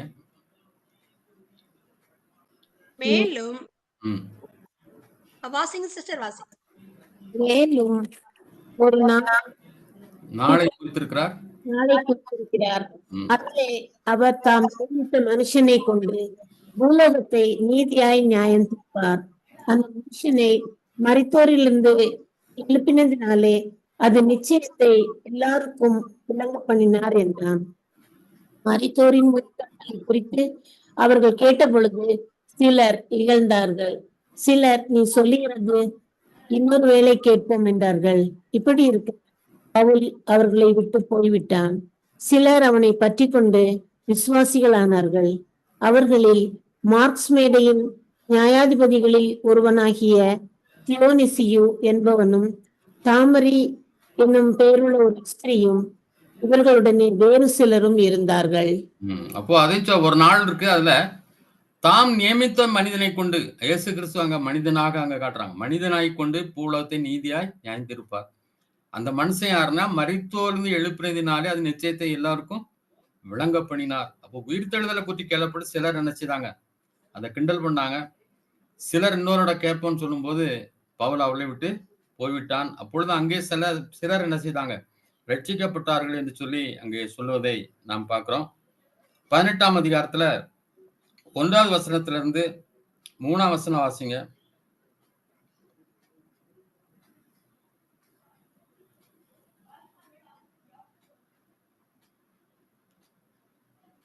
அதன் பின்பு பவுல் அத்தனை பட்டணத்தை விட்டு கொரிந்து பட்டணத்துக்கு வந்து யூதர் எல்லாரும் ரோமாபுரியை விட்டு போகும்படி கிழவுதுராயன் கட்டளையிட்டபடினாலே இத்தாலியாவிலிருந்து புதிதாய் வந்திருந்த பொந்து தேசத்தானாகிய ஆக்கிலா என்னும் நாமமுள்ள ஒரு யூதனையும் அவன் மனைவியாகிய பிரிஸ்கில்லாளையும் அங்கே கண்டு அவர்களிடத்திற்கு போனான். அவர்கள் கூடாரம் பண்ணுகிற தொழிலாளிகளாய் இருந்தார்கள். தானும் அந்த தொழில் செய்கிறவனானபடினாலே அவர்களிடத்தில் தங்கி வேலை செய்து கொண்டு வந்தான். அப்போ கிளவிதராயன் ஒரு அரசன் அங்க இருக்கும்போது, ரோம அரசன் வந்து அங்க ரோமாவுல யூதர்லாம் இருக்கக்கூடாதுன்னு எல்லாரையும் என்ன செய்தான், அனுப்பிவிட்டான். அப்போ அந்த பவுல் இருந்த இடத்துக்கு, ஊருக்கு அந்த ஆக்கிலா பிரிஸ்கில்லா என்ற 2 பேரும் வராங்க. அவங்க 2 பேரும் கூடாரம் பண்ணுகிற தொழிலாளிகள். பவுலும் என்ன செய்யறாரு, அந்த கூடாரம் பண்ற தொழிலை செய்து வந்ததுனால அவன் வந்து அவங்களோட என்ன செய்யறான், தங்கி வேலை செய்து வந்தான். பாஸ்டர் வேலை செய்தா பெரிய பாவம் அப்படிங்கிற மாதிரி இருக்கு. எங்களுக்கு ரொம்ப விருப்பமான ஒரு தம்பி உண்டு. அவர் எங்க வீட்டுக்கு வந்தாருன்னா ஒரு இடம்லாம் பாத்தீங்கன்னா, ஐயா உட்காருங்க, வீட்டுல இருந்தாரு வரேன்னு போனாரு. எங்க வீட்டு பின்னால் தோட்டத்துல போய் எல்லா தென்னை மரம் எல்லாத்துக்கும் பாத்தி பிடிச்சு வந்துட்டார். அவர் விவசாய வேலை செய்தவர். ஆனா அதுக்கு பிறகு திரும்ப அவரோட வந்தாரு. அப்போ ஐயா இதெல்லாம் பார்க்கும்போது எனக்கு கஷ்டமா இருக்கு. ஆனா இப்போ பாஸ்டர் ஆயிட்டேன், நான் வேலை செய்யக்கூடாது அப்படி சொன்னார். அப்படி பைபிள்ல எங்கேயுமே இல்லை. சரியாக புரிந்து கொள்ளாத ஒரு வசனத்தை சரியா புரிந்து கொள்ளாதனால தான் அப்படி. ஆனா பவுல் என்ன பண்றாரு, அவனும் கூடாரம் பண்ணுகிற தொழில் செய்தார் என்று பார்க்கிறோம். அதனால வேலை செய்தா ஊழியம் செய்தா வேலை செய்யக்கூடாது, வேலை செய்தா ஊழியம் செய்யக்கூடாது அப்படிலாம் இல்லை. அதை நம்ம புரிந்து கொள்ள வேண்டியது அவசியம்.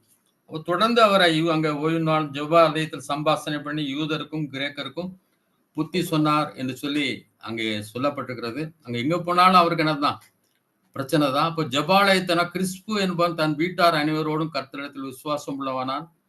கொரிந்தியரின் அநேகரும் சுவிசேஷத்தை கேட்டு விசுவாசித்து ஞான ஸ்நானம் பெற்றார்கள். 9ஆம் வசனத்திலிருந்து 10ஆம் வசனம் வாசிங்க. 18ஆம் அதிகாரம் 9-10. ராத்திரியிலே கர்த்தர் பவுலுக்கு தரிசனமாகி, நீ பயப்படாமல் பேசு, மவுனமாயிராதே, நான் உன்னுடனே கூட இருக்கிறேன், உனக்கு தீங்கு செய்யும்படி ஒருவனும் உன்மேல் கை போடுவதில்லை, இந்த பட்டணத்தில் எனக்கு அநேக ஜனங்கள் உண்டு என்றார். ஆமென். அப்போ எப்படி அழகா பேசுறார் பாருங்க. பேசி எப்படி ஒரு ஊழியக்காரன் நடத்துறார். நம்முடைய உள்ளத்துல நம்ம எப்பவும் கிளீனா இருக்கணும். மற்ற சத்தத்தெல்லாம் கேட்காதபடி உலக சத்தத்துக்கே கேட்காம அவர் எப்போ பேசுவாருன்னு சொல்லி இருக்கும்போது அவர் நம்மோடு கூட பேசுவார். அதாவது ஒரு எழுதப்பட்ட ஒரு பேப்பர்ல நம்ம என்ன செய்ய முடியாது, எழுத முடியாது. ஒரு ஸ்லேட்டே இருக்கலாம், ஒருத்தர் எழுதி வச்சிருக்கா, அல்லது பிளாக் போர்ட்ல நிறைய எழுதிட்டுனா அதில் எழுத முடியாது. அதான் அழிக்கணும், அழிச்சாதான் எழுத முடியும். அப்போ நம்முடைய என்ன செய்யணும், ஆண்டவர் நம்மகிட்ட பேசணும், சித்தத்தை அறியணும்னு சொன்னா நம்முடைய சிந்தனைகளை எல்லாம் நம்ம ஒழிக்கணும். நம்மளே சில தீர்மானங்களை வச்சுட்டு அதை ஆண்டவர் செய்யணும் பேசுவாருன்னு பார்த்தா முடியாது. ஒருத்தர் எனக்கு தெரியும், அவர் சொன்னாரு, என் பிள்ளைகள் 2 பேருக்கும் டாக்டர் தான், பிள்ளைகள் பொண்ணு தான். இவங்க டாக்டரே படிக்கல 2 பேருமே. ஆனா 2 பையனுக்கும் டாக்டர் தான் வேணும். இப்படியே ஒருத்தர் கிடைச்சிருச்சு. ஆனா மூத்த பையனுக்கு இது வரைக்கும் கல்யாணம் ஆகல. நான் இப்போ அவனை பார்த்து சத்தம் போட்டேன், என்னடா இப்படி பண்ற அப்படின்னு. இப்போ நம்ம தீர்மானம் பண்ணக்கூடாது. ஆண்டவர் நமக்கு ஏற்ற துணையை தரணும்னா, வேலையை தரணும், எதை தரணும்னாலும் அவருடைய சித்தத்துக்கு நம்ம காத்திருக்கும் போது ஆண்டவர் அற்புதமா என்ன செய்வார், நடத்துவார். 12ஆம் வசனத்திலிருந்து நானே சொல்லிடுறேன். அப்போ கல்லியோன்கிறவன் அகாயா நாட்டுக்கு அதிபதியான போது யூதர்கள்லாம் வந்து பவுலுக்கு விரோதமா சொல்றாங்க. அது என்ன சொல்றாங்கன்னா, இவன் வேத பிரமாணத்தை தேவனை செய்யும் தவறான உபதேசம் பண்றான். யூதர்கள்லாம் எல்லாம் செய்றாங்க. பவுல் நியாயாசனத்துக்கு இழுத்துட்டு போய் இவன் வேத பிரமாணத்துக்கு உரமா தேவனை சேவிக்கும்படி மனுஷனுக்கு போதிக்கிறான் அப்படின்னு சொல்லி பேசும்போது அந்த கல்லியும் சொல்றான், இது யூதர்களுக்கும் சம்பந்தமான விஷயம், இதுலலாம் இதுக்கு உங்க பைபிளுக்கும் இதுக்கு தொடர்புடையது, இதுல நான் தலையிட மாட்டேன்னு சொல்லி அவங்கள விரட்டி விட்டுறான். அப்போ சொஸ்தனே அப்படிங்கிற ஒரு ஜபாலய தலைவனை பிடிச்ச அவன் அவங்க சப்போர்ட் இருந்தானே அவனை அடிக்கிறாங்க. ஆனாலும் இந்த கல்லியோன்கிறவன் அதை பற்றி என்ன செய்யல, கண்டுகொள்ளவில்லை. 18ஆம் வசனம் வாசிங்க.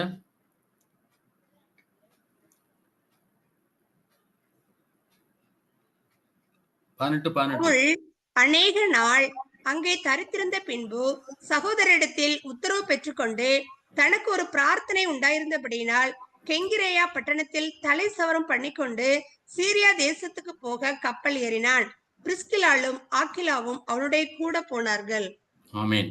அப்போ அவர் ஒரு பிரார்த்தனை அப்படின்னு சொல்லப்பட்டிருக்கு. பிரார்த்தனை அப்படிங்கிறது ஏன்னா ஒரு ஓ அப்படின்னு சொல்லுவாங்கல்ல, வாவ் அப்படின்னு சொல்லி. அதாவது பொருத்தனை. ஒரு பொருத்தனை பண்ணியிருந்தார் பவுல். அந்த பொருத்தனைப்படி நான் தலசவரம் பண்றேன் அப்படின்னு சொல்லியிருந்ததுனால, அந்த இடத்துல போய் அவரு தலசவரம் பண்றாரு. ஆனா இதெல்லாம் கட்டளை கிடையாது. நல்லா ஞாபகம் வச்சுக்கணும். எப்பவுமே ஒரு காரியத்தை நம்ம பின்பற்றோம்னா, அது வந்து ஒரு கட்டளை இருக்கணும். அடுத்ததா அத நடந்த ஒரு காரியம். இப்போ தலசவரம் பண்ணாரு. ஆனா தலசவரம் பண்ணணும் அப்படின்னு சொல்லி பைபிள்ல எங்கேயுமே சொல்லப்படல. இந்த 2ம் கலந்திருந்தா தான் நம்ம அந்த ஒரு காரியத்தை வசனமாக, சத்தியமாக ஏற்றுக்கொள்வோம்.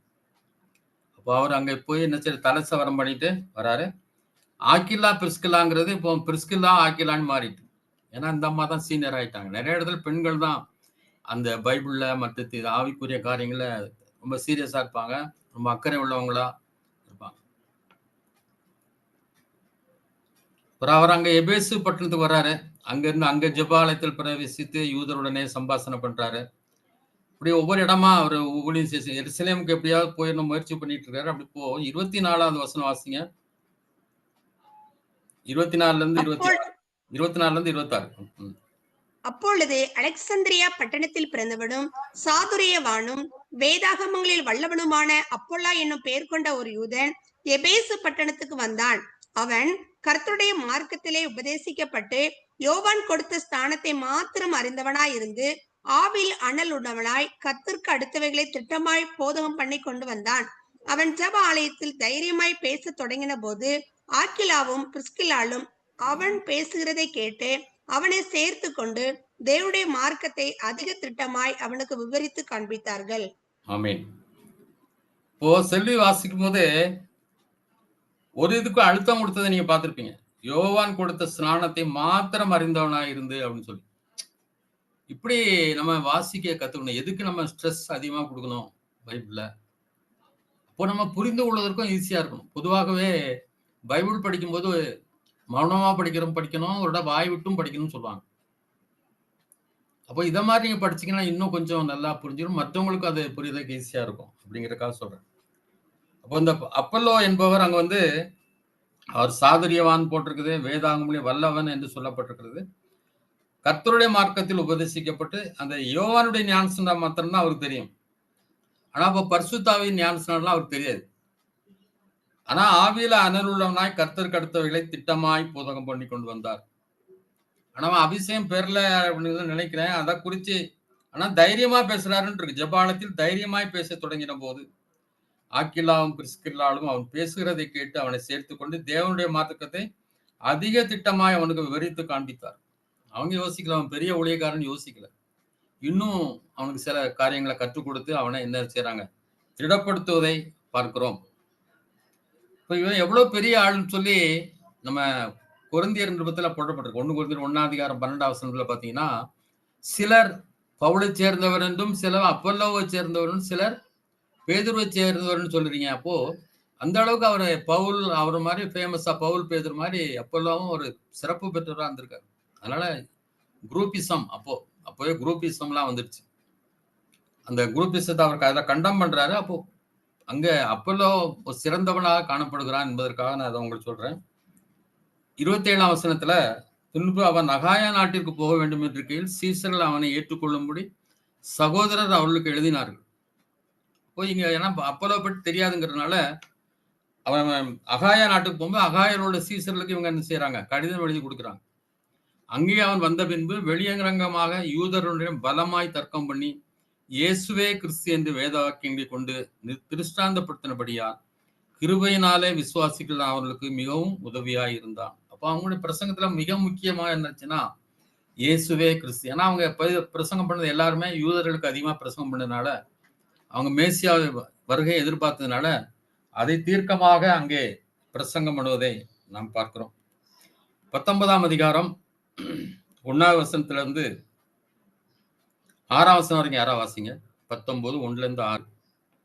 அப்பொல்லோ என்பவன் கொரிந்து பட்டணத்திலே இருக்கையில் பவுல் மேடான தேசங்கள் வழியாய் போய் எபேசுவுக்கு வந்தான். அங்கே சில சீசரை கண்டு, நீங்கள் விசுவாசிகள் ஆன போது பரிசுத்தாவியை பெற்றீர்களா என்று கேட்டான். அதற்கு அவர்கள், பரிசுத்த ஆவி உண்டென்பதை நாங்கள் கேள்விப்படவே இல்லை என்றார்கள். அப்பொழுது அவன், அப்படியானால் நீங்கள் எந்த ஞானஸ்நானம் பெற்றீர்கள் என்றான். அதற்கு அவர்கள், யோவான் கொடுத்த ஞானஸ்நானம் பெற்றோம் என்றார்கள். அப்பொழுது பவுல், யோவான் தனக்கு பின் வருகிறவராகிய கிறிஸ்து இயேசுவில் விசுவாசிகளாய் இருக்க வேண்டும் என்று ஜனங்களுக்கு சொல்லி மனந்திரும்புதலுக்கு ஏற்ற ஞானஸ்நானத்தை கொடுத்தானே என்றான். இதை கேட்டபோது அவர்கள் கர்த்தராகிய இயேசுவின் நாமத்தினாலே ஞானஸ்நானம் பெற்றார்கள். அல்லாமலும் பவுல் அவர்கள் மேல் கைகளை வைத்த போது பரிசுத்த ஆவி அவர்கள் மேல் வந்தார். அப்பொழுது அவர்கள் அந்நிய பாஷைகளை பேசி தீர்க்க தரிசனம் சொன்னார்கள்.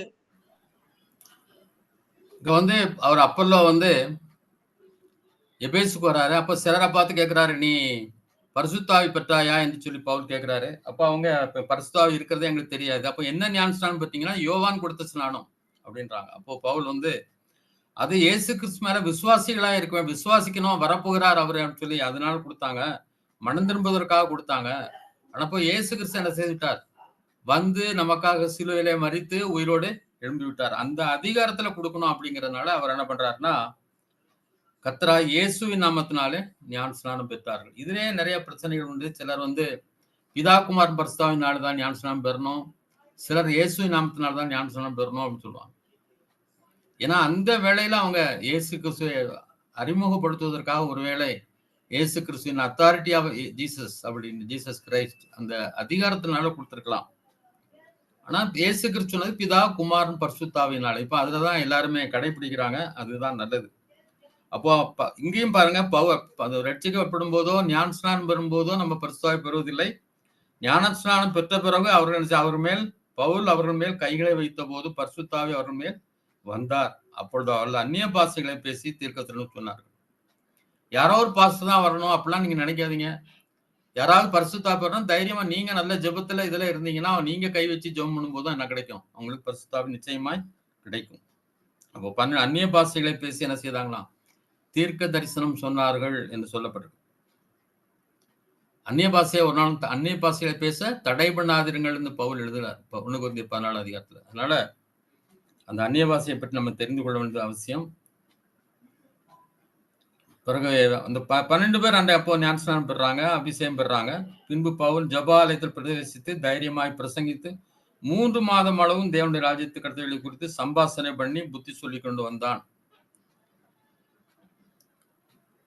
இதுதான் ரொம்ப 9ஆம் வசனம் வாசிங்க. 9ஆம் வசனம் 10ஆம் வசனம் ரொம்ப முக்கியமானது. 9, 10.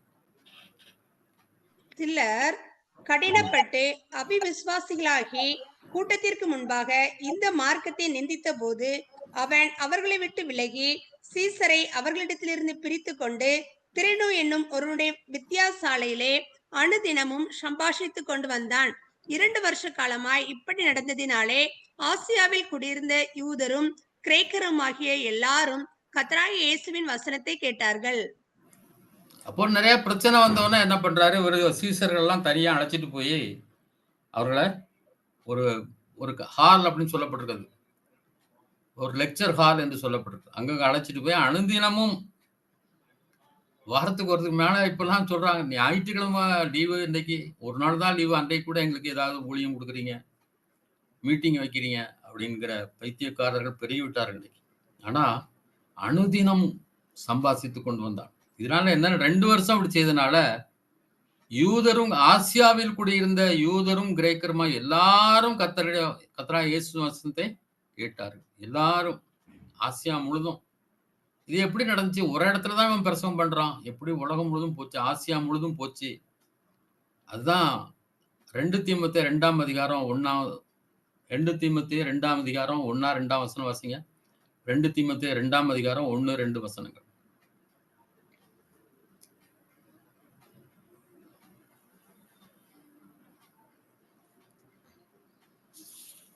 ஆதலால் என் குமாரனே, நீ கிறிஸ்து இயேசுவில் உள்ள கிருபையில் பலப்படு. அநேக சாட்சிகளுக்கு முன்பாக நீ என்னிடத்தில் கேட்டவைகளை மற்றவர்களுக்கு போதிக்கத்தக்க உண்மையுள்ள மனுஷனிடத்தில் ஒப்புவி. நீயும் இயேசு கிறிஸ்துவுக்கு நல்ல போர் சேவனாய் தீங்கு அனுபவி. போதும். அப்போ கிறிஸ்து சொல்ல கிருபையில் பலப்படும். அவர் கிருபையை சார்ந்து எல்லாத்திலும் சாகிற வரைக்கும் கிருபையில் தான் பலப்படணும், கிருபையை சார்ந்திருக்கணும். அதே சாட்சியம் நீ என்னிடத்தில் கேட்டேன் மற்றவர்களுக்கு போதிக்கத்தக்க உண்மையுள்ள மனுஷத்து ஒப்புவி அப்படின்றார். அப்போ பவுல் வந்து தீமோத்தேயுக்கு என்ன செய்யற கற்றுக் கொடுக்கிறார். நான் என்னெல்லாம் அவனுக்கு கற்றுக் கொடுத்தனோ அதை என்னன்னு பண்ணு, சில உண்மையுள்ள மனிதர்களை தேர்ந்தெடு. அவங்க யாரும் நினைச்சீங்கன்னா மற்றவர்களுக்கு போதிக்கக்கூடியவர்களா இருக்கணும். அப்போ பவுல்கிட்ட இருந்து தீமோத்தேயுக்கு வருது. தீமோத்தேயுன்னு உண்மையுள்ள மனிதர்கள், உண்மையுள்ள மனிதர்களிடத்திலிருந்து உண்மை என்னன்னா அவங்க இருந்து மற்றவங்களுக்கு இப்படி போகுது. இதுதான் வந்து Bible way of teaching. Paul தான். பவுல் பக்கத்துல தீமோத்தேயு நெருங்க முடியாது. தீமோத்தேயு தான். அவங்க கீழே இருக்கிறவங்க நாங்களும் தீமோத்தேயு ஆக முடியாது, தீமோத்தேயு பவுல் ஆக முடியாது. இதை புரியாம தான் சிலர் பிரச்சனை பண்றாங்க. நாங்களும் உங்களை மாதிரி பிரசங்கம் பண்ணணும், நாங்களும் உங்களை மாதிரி இருக்கணும். அவங்கவுங்களுக்கு ஏரியாக்கள் இருக்குது, குறிப்பிட்ட மக்களை அவர்களுக்கு வைத்திருக்கிறார்.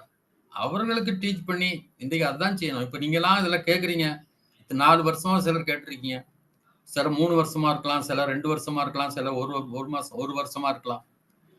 நீங்க கற்றுக்கொண்டதை மற்றவங்களுக்கு டீச் பண்ணுங்க.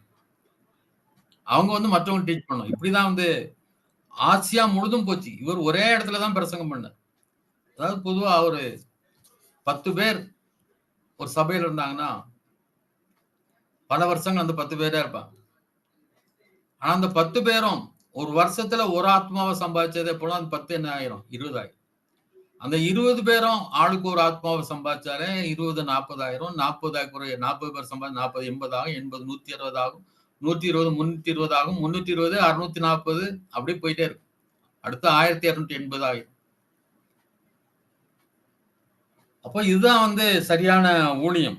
இன்றைக்கு இதெல்லாம் செய்யாம நாங்க அதுக்காக ஜெபம் பண்றோம், சபைகளுக்கு ஆத்மாக்களுக்காக ஜெபம் பண்றோம், பாஸ் பண்றோம், அது பண்றதெல்லாம் பண்றாங்க, நல்லதுதான். ஆனா எது முக்கியம்னா மற்றவங்களுக்கு சுவிசேஷத்தை கடத்துறது தான். கற்றுக் கொடுத்ததே நான் கற்றுக்கொண்டு மற்றவங்களுக்கு என்ன செய்யணும், கற்றுக் கொடுக்கணும். ஏற்கனவே நம்ம பார்த்துருக்கிறோம் எப்படி அப்படின்னு சொன்னா, அதாவது வேதம் எதுக்காக போதிக்கப்படுறதுன்னா அது சபைகளின் முக்கியமான வேலையை வந்து நம்ம கற்றுக்கொண்டு பரிசுத்தம் அடைகிறதுக்கும் சுவிசேஷத்தின் வேலைக்காகவும் அப்படின்னு எபேசியர்ல படிக்கிறோம். சுவிசேஷத்தின் வேலைக்காக equipping the saints for the work of evangelism அப்படின்னு பரிசுத்தப்படணும் ஒரு இடத்துல. ரெண்டாவது அவங்கள என்ன செய்யணும், ஊழியம் செய்யங்களுக்கு அவங்களுக்கு பயிற்சி கொடுக்கணும். இந்த 2 தான் முக்கியமான வேலை. மற்ற எல்லாமே 2ஆம் பட்சம் தான். அப்படி செய்ததுனால என்ன செய்யுது, ஆசியா முழுதும் அந்த வசனம் பரவியது என்று சொல்லி நம்ம பார்க்கிறோம்.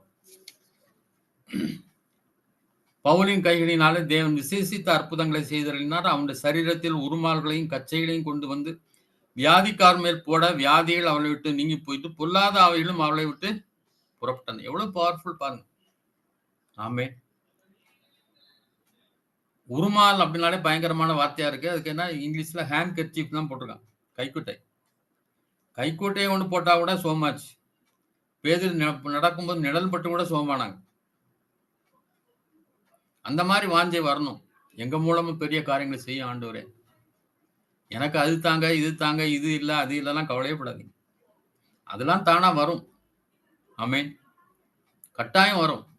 உங்கள் தேவைகளெல்லாம் கட்டாயம் சந்திக்கப்படும், அது நிச்சயம். ஆனா நம்ம என்ன செய்யணும், கனி கொடுக்கிற மரங்களாக இருக்க வேண்டும். நம்முடைய கனிகள் மூலம் அநேகர் ஆசீர்வதிக்கப்படணும். பொல்லாத ஆவிகளும் அந்த ட்ரெஸ் உருமால் அப்படிங்கிற ஆப்ரன் போட்டிருக்கு. மேல போடுற வஸ்திரத்துக்கு மேல போடுற ட்ரெஸ்ஸுக்கு மேல போடுற ஆப்ரன் கோட்டு மாதிரி போடுவாங்க. அதை தூக்கி போட்டாலும் என்ன செய்ச்சு, பாவிலாம் ஓடி போயிடுச்சு. இன்றைக்கு பாவிகளோடு பயங்கரமா போராடுற மக்கள், போராடுற ஊழியர்கள்லாம் பார்த்துருக்கேன். இதை பார்த்து என்ன பண்ணா, ஒரு சில மந்திரவாதிகளா சிலர் என்ன செய்தாங்கன்னா, இயேசுவின் நாமத்தினால் சொல்லி துணிந்து பவுல் பிரசங்கிற இயேசுவின் பேரில் ஆணையிட்டு உங்களுக்கு கட்டளையிடுகிறோம் என்றார்கள். இப்போ ஸ்கேவா என்பவனுடைய 7 குமாரர் இதமா செய்தாங்க. பொல்லாதாவி அவர்களை நோக்கி இயேசுவை அறிவேன், பவுலையும் அறிவேன், நீங்கள் யார் என்று சொல்லி. பிசாசை நம்ம விரட்டுறோம்னா அதுக்கு தெரியும் உங்களுடைய வல்லமை என்ன, நீங்க எவ்வளவு ஜெபத்துல இருக்கீங்க, எவ்வளவு பவர்ஃபுல்லா இருக்கீங்கன்னு தெரியும். அதனால பவுலையும் தெரியும், இயேசுவையும் தெரியும். நீ யாரு அப்படின்னு சொல்லி அவளை என்ன பண்ணாங்க, அந்த ஆவி அவர்கள் மேல் பாய்ந்து அவளை காயப்படுத்தி அவள் ட்ரெஸ் எல்லாம் என்ன செய்யிச்சான், பிள்ளைங்கிச்சான். இது எபேசுவிலே குடியிருந்த யூதர் கிரேக்கர் அனைவருக்கும் தெரிய வந்த போது அவர்கள் எல்லாரும் பயமடைந்தார்கள். கர்த்தராகிய இயேசுவின் நாமம் மகிமைப்பட்டது. 17ஆம் வசனத்திலிருந்து 18ஆம் வசனம். விசுவாசத்தில் அநேகர் வந்து தங்கள் செய்கைகளை வெளிப்படுத்தி அறிக்கையிட்டார். நிறைய பேர் வந்து சொன்னாங்க, இவ்வளவு பவர்ஃபுல்லா ஆண்டவர் இருக்கிறார், அவர் தான் உண்மையான கடவுள்னு அறிக்கையிட்டார். மாய வித்தைக்காரராகியவர்களில் அநேகர் தங்கள் புஸ்தகங்களை கொண்டு வந்து எல்லாருக்கும் முன்பாக சுட்டரித்தார்கள். அவர்கள் கிரயத்தின் தொகை பார்த்து 50,000 வெள்ளி காசாக கண்டார்கள். அப்போ மேஜிக் பண்றவங்க கூட தானா வந்து ஆண்டவர் தான் உண்மையான கடவுள் சரண்டர் ஆயிட்டான். இவ்வளவு பலமாய் கர்த்தருடைய வசனம் விருத்தி அடைந்து மேற்கொண்டது. அப்போ நம்ம எவ்வளவு பவர்ஃபுல்லா இருக்கிறோமோ, செயல்படுறோமோ, தானா மக்கள்லாம் ரட்சிக்கப்படுவாங்க. ஆண்டோட சமூகத்துல அதிக நேரம் காத்துருங்க. 5 மணிக்கு மேல தூங்கவே தூங்காதீங்க. நானே 12 மணி தான் படுத்தேன் அப்படின்னு நினைக்காதீங்க. உட்கார்ந்துருங்க 5 மணி நேரத்துல. ஆண்டவர் உங்களுக்கு நல்ல ரெஸ்ட் தருவார். ஆமென். பவுல் அதெல்லாம் முடிச்சுட்டு அங்கிருந்து மக்கதோனியா அகையாந்து எருசலேமுக்கு போகும்படி நிர்ணயிக்கொண்டு ரோமாபுரியும் பார்க்க வேண்டும் என்று சொல்லி 22ஆம் வசனம், தனக்கு உதவி செய்தவர்கள் 2 பேராக தீமோத்தேயும் எரஸ்துவையும் மக்கதேயானியாவுக்கு அனுப்பிவிட்டு தான் இன்னும் சில காலம் ஆசியாவிலே தங்கினான். அப்போ இங்கேயும் அவனுக்கு பிரச்சனை வருது. என்னன்னு சொன்னா, தீமோத்தேயுங்கிறவன் சின்ன சின்ன கோயில் மாதிரி சின்ன சின்ன செய்தில கையினால செய்து வச்சிருக்கான். அப்போ பவுல் இப்படிலாம் பிரசங்கம் பண்ணி எல்லா இடத்துலயும் பெரிய ரட்சிப்பு நடந்த போது, எழுப்புதல் நடந்த போது, அவனுடைய விற்பனை எல்லாம் பாதிக்கப்பட்டுச்சு. அப்போ அவன் வந்து இதை வந்து என்ன பண்றான், எல்லாம் அவனோட தொழில் அந்த மாதிரி தொழில் செய்யறவங்க எல்லாரையும் கூப்பிட்டு வந்து 26ஆம் வசனம், 27ஆம் வசனம், 28ஆம் வசனம் வாசிங்க. 26, 27, 19ஆம் அதிகாரத்துல 26, 27, 28.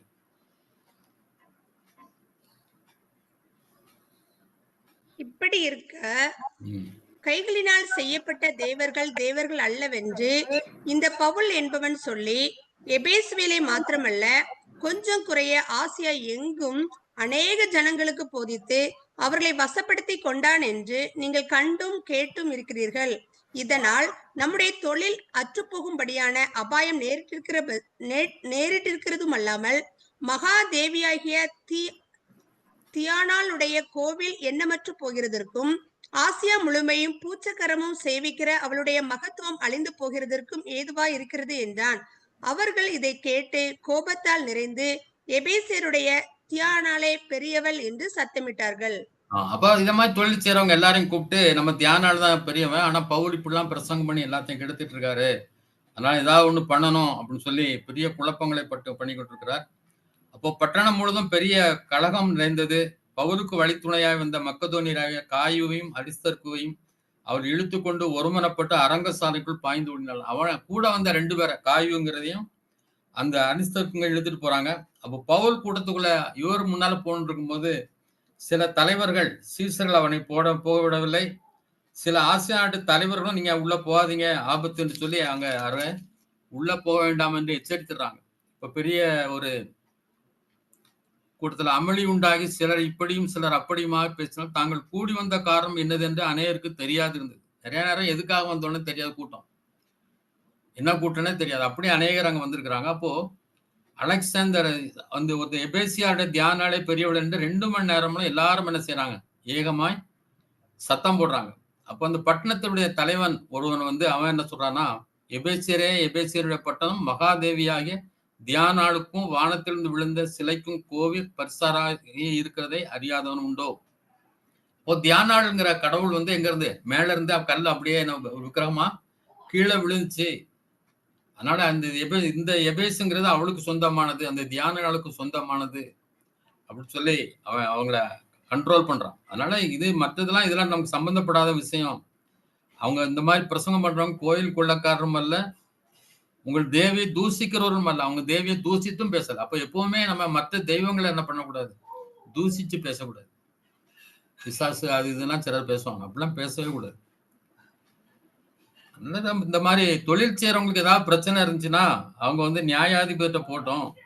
இப்போ இந்த மாதிரி பிரச்சனை தான், நான் வந்து பட்டணத்துக்கு அதிகாரி, நான் அரசனுக்கு பதில் சொல்லணும், அதனால கலைந்து போகுங்கள் என்று சொல்லி எல்லாத்தையும் கூட்டத்தையும் அவன் நசி விட்டான், அனுப்பிவிட்டான்.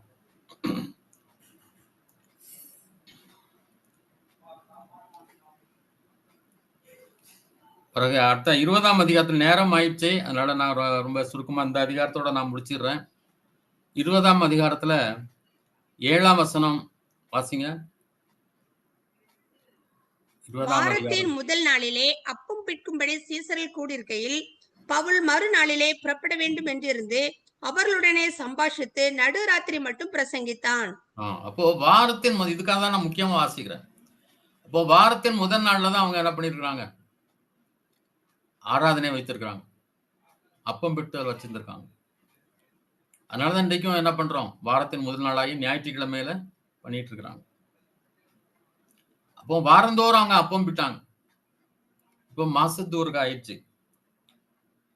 அப்போ பவுல் ரொம்ப நேரம் பிரசங்கம் பண்ணும்போது ஐத்திகன்னு ஒருத்தன் என்ன பண்றான்னா ஜன்னல்ல உட்காந்து கேட்டுட்டு இருக்கிறான். ஏன்னு தெரியல, ஒருவேளை கூட்டம் இடம் இல்லையான்னு தெரியல. அவன் இந்த ஜன்னல்ல உட்காந்தவன் கேர்ஃபுல்லா இல்லாம தூங்கி கீழே விழுந்துடுறான். அப்போ பவுல் கீழே இறங்கி போய் அவனை மேல விழுந்து அவனுக்காக ஜெபம் வராரு. அவன் மேல் விழுந்து அவனை அணைத்து கொண்டு கலங்காதிருங்கள், இவன் உயிர் இவனுக்குள் தான் இருக்கிறதுங்கிறாரு. அதே போல அவர் என்ன செய்யறாரு, பிரசங்கம் முடிஞ்சு திரும்பி வரும்போது அவனை உயிரோட என்ன செய்யறாங்க, எழுப்புறாங்க. நம்மளும் ரொம்ப கேர்ஃபுல்லா இருக்கணும். ஐத்திக மாதிரி என்ன ஆயிடக்கூடாது, தூங்கி எங்கேயாவது மேல இருந்து விழுந்துடக்கூடாது. இப்போ 17ஆம் வசனத்திலிருந்து நான் வாசிக்கிறேன், ரொம்ப முக்கியமானது, அதனால அதோட நான் முடிச்சிடுறேன். மிலேத்திலிருந்து அவன் எபேசுவுக்கு அனுப்பி சபையின் மூப்பரை வரவழைத்தான். அவள் தண்ணீரத்தில் வந்து சேர்ந்த போது அவன் அவர்களை நோக்கி, நான் ஆசியா நாட்டில் வந்த முதல் நாள் தொடங்கி எல்லா காலங்களிலும் உங்களிடம் இன்ன விதமாய் இருந்தேன் என்பதை நீங்கள் அறிந்திருக்கிறீர்கள். வெகு மனத்தாழ்மையோடும் மிகுந்த கண்ணீரோடும் யூதருடைய தீமையான யோசனையால் எனக்கு நேரிட்ட சோதனைகளோடும் நான் கர்த்தரை செவித்தேன். மனத்தாழ்மையோடு, எவ்வளவு பெரிய ஊழியக்காரன், வெகு மனத்தாழ்மையோடு மிகுந்த கண்ணீரோடு யூதருடைய தீமையான யோசனை எனக்கு நேரிட்ட சோதனைகளோடு நான் கர்த்தரை செவித்தேன். புரோஜனமான ஒன்றையும் நான் உங்களுக்கு மறைத்து வைக்காமல் வெளியரங்கமாக வீடுகள் தோறும் உங்களுக்கு பிரசங்கித்து உபதேசம் பண்ணி. அப்ப வீட்டுலதான் போய் பிரசங்கம் பண்ணியிருக்காரு. பெரிய ஊழியக்காரங்க வீட்டுல பிரசங்கன்னா வரமாட்டாங்க. தேவனிடத்திற்கு மனம் திரும்புவதை குறித்தும் நம்முடைய கர்த்தராகிய இயேசு கிறிஸ்து விசுவாசத்தை குறித்தும் நான் யூதருக்கும் கிரேக்கருக்கும் சாட்சியாக அறிவித்தேன். இப்பொழுதும் நான் ஆவியிலே கட்டுண்டவனாய் எருசலேமுக்கு போகிறேன். அங்கு எனக்கு நேரிடும் காரியம் நான் அறியேன். கட்டுகளும் உபத்திரவங்களும் எனக்கு வைத்திருக்கிறது என்று பரிசுத்த ஆவியானவர் பட்டணங்கள் தோறும் தெரிவிக்கிறதை மட்டும் அறிந்திருக்கிறேன். அப்போ என்ன நடக்கும்னு எனக்கு தெரியாது. கட்டுகளும் உபத்திரவங்களும் அதுதான் எனக்கு இருக்கு. உள்ள சிறைச்சாலை அடிக்கப்படுறது எல்லாமே உபத்திரவங்கள் தான் எனக்கு பட்டணம் தோறும் இருக்கிறது. ஆகிலும் அவைகள் ஒன்றை குறித்தும் நான் கவலைப்படேன். என் பிராணனையும் நான் அருமையாக எண்ணேன். என் ஓட்டத்தை சந்தோஷத்தோட முடிக்கவும் தேவனுடைய கிருபையின் சுவிசேஷத்தை பிரசங்கம் பண்ணும்படிக்கு நான் கர்த்தருடைய இயேசுவினிடத்து பெற்ற ஊழியத்தை நிறைவேற்றவே விரும்புகிறேன். ஆனா இதை பற்றி நான் கவலைப்பட மாட்டேன். என் உயிரையும் பெருசா எண்ணல. என் ஓட்டத்தை சந்தோஷமா முடிக்கணும். தேவனுடைய கிருபையின் சுவிசேஷத்தை பிரசங்கம் பண்ணணும். கர்த்தராகிய இயேசுவினிடத்தில் நான் பெற்ற ஊழியத்தை நிறைவேற்ற வேண்டும். நம்மளுக்கு கர்த்தர் என்ன ஊழியத்தை கொடுத்துக்கிறா அதை எப்படியாவது என்ன செய்யணும், நிறைவேற்ற வேண்டும். அதுதான் முக்கியமானது, பிரதானமானது. இதோ நான் உங்களுக்குள்ளே சஞ்சரித்து தேவனுடைய ராஜ்யத்தை குறித்து பிரசங்கம் பண்ணினதை கேட்டவர்களாய் நீங்கள் எல்லாரும் இனி என் முகத்தை பார்க்க மாட்டீர்கள் என்று அறிந்திருக்கிறேன்.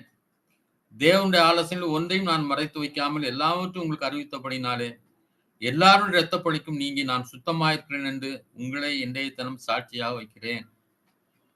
அப்போ எல்லாத்தையும் நான் உங்களுக்கு கற்றுக் கொடுத்துட்டேன், எல்லா ஆலோசனையும். அதனால உங்களுடைய இரத்த பழிக்கு நான் நீங்களாயிருக்கிறேன்னு சொல்றாரு. அதனால அவங்க சொன்னா ஏத்துக்குவாங்களா ஏத்துக்கொள்ள மாட்டாங்களா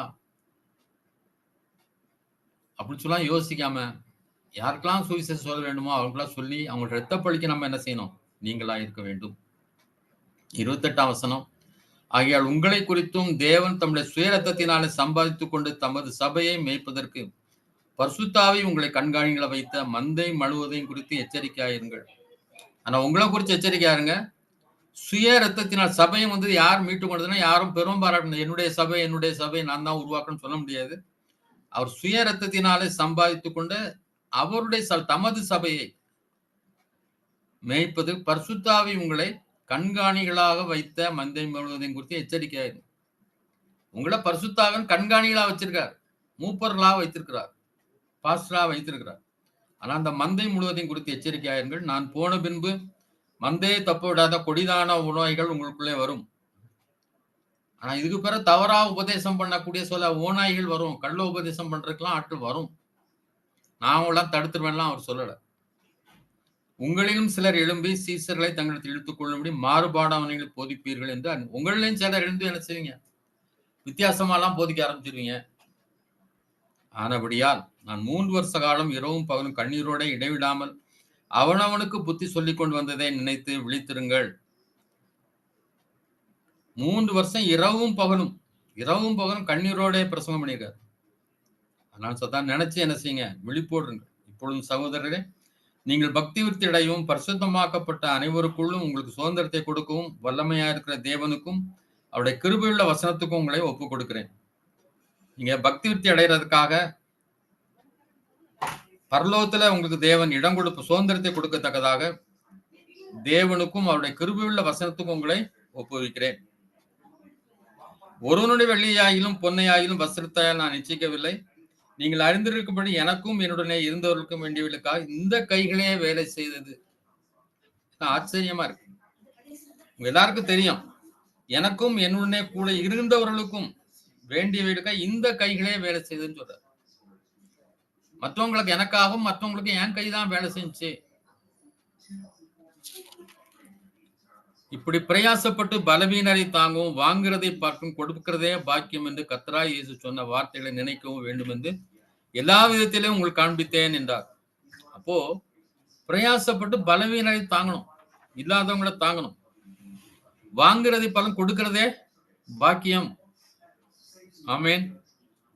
இந்த கர்த்தராகிய இயேசு சொன்ன வார்த்தைகளை நினைக்கவும் வேண்டும் என்று எல்லா விதத்திலும் உங்களுக்கு காண்பித்தேன் தான். இதெல்லாம் உங்களுக்கு புரிஞ்சிருக்கும்னு நினைக்கிறேன். இவரை சொன்ன பின்பு அவன் முழங்கார் பிழைத்து அவர்கள் எல்லாரும் கூட ஜெபம் பண்ணினான். அவர்கள் எல்லாரும் மிகவும் அழுது, என் முகத்தை நீங்கள் இனி பார்க்க மாட்டீர்கள் அவன் சொன்ன வார்த்தை குறித்து அதிகமாய் துக்கப்பட்டு பவுலின் கழுத்தை கட்டி கொண்டு அவனை முத்தம் செய்து கப்பல் வரைக்கும் அவனுடைய கூட போனார்கள். ஆமென். இதோடு நம்ம முடிக்கிறோம். 21 வரைக்கும் நான் பண்ணி வச்சிருந்தேன். ஆனாலும் டைம் ஆச்சுனால இதோட நிறுத்திக்கிறோம். அப்போ பவுல் நம்ம தெரிஞ்சுக்கணும், பவுல் வாழ்க்கையில எவ்வளோ கண்ணீரோடு சேமித்தார்ன்றாரு, மிகுந்த மனத்தாழ்மையோடு இருந்தார்ன்றாரு. எல்லாருக்காக என் கைகளே வேலை செய்ய, அவருக்காக மட்டும் கிடையாது,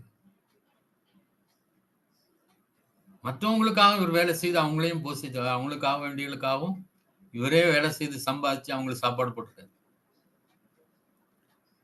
கிரேட் பவுல். அதனாலதான் அவரை நம்பி ஆண்டவர் 13 நிருபங்களை எழுத கொடுத்திருக்கிறார். நாம உண்மையா இருப்போம்.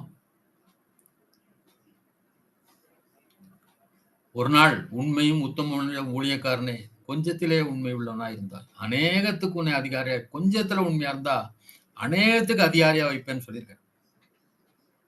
அதனால ஆண்டவருடைய ஊழியத்துக்கு பிரதான முக்கியத்துவம் கொடுப்போம். இப்பெல்லாம் ஆண்டவர் இப்படி சொல்ல முடியுமோ அதெல்லாம் சொல்லுவோம்.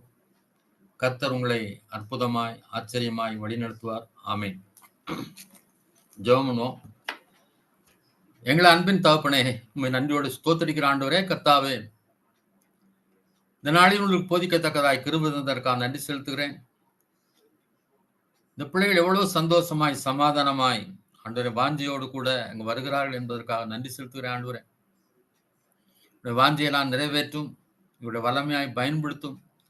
இவர்கள் மூலம் ஒரு கூட்டம் ஆண்டவரே பரலோகத்துக்கு வரட்டும். கர்த்தாவே, உடைய குடும்பம், உடைய உறவினர்கள், இன்னும் அருகில் உள்ளவர்கள், சபையில் உள்ளவர்கள் எல்லாரும் ஆண்டவரை ரட்சிக்கப்பட்டு அந்த சபை ஆண்டவரே உடைய பரலோகத்திலே காணப்பட நீர் உதவிச்சு உடைய வல்லமையால் நிரப்பும், வரங்களால் நிரப்பும், கிருபையால் நிரப்பும். ஆண்டவரே உமக்கு பிரியமானவர்களா வாழ உதவிச்சு ஆண்டவர். தவறான உபதேசங்கள்ல எங்கேயும் வஞ்சிக்கப்படாதபடி பாதுகாத்துக் கொள்ளும். பிரசங்கத்தை கேட்கும் போது இது பைபிள்ல அப்படி இருக்கிறதா இந்த தெசலோனிக்கேயர் அந்த பெரோயா பட்டணத்தை போல ஆராய்ந்து பார்க்க உதவிச்சுங்க. ஆண்டவரே, பெரிய காரியங்களை செய், தேவைகளை சந்தியும், பிரச்சனைகளை மாற்றும், பரிபூர்ண சுகத்தை கட்டளையிடும். கட்டாவை அற்புத சுகத்தை கட்டளையிடும். இயேசு கிறிஸ்து நாம் கேட்கிறோம் நல்ல பிதாவே. ஆமேன், ஆமேன்.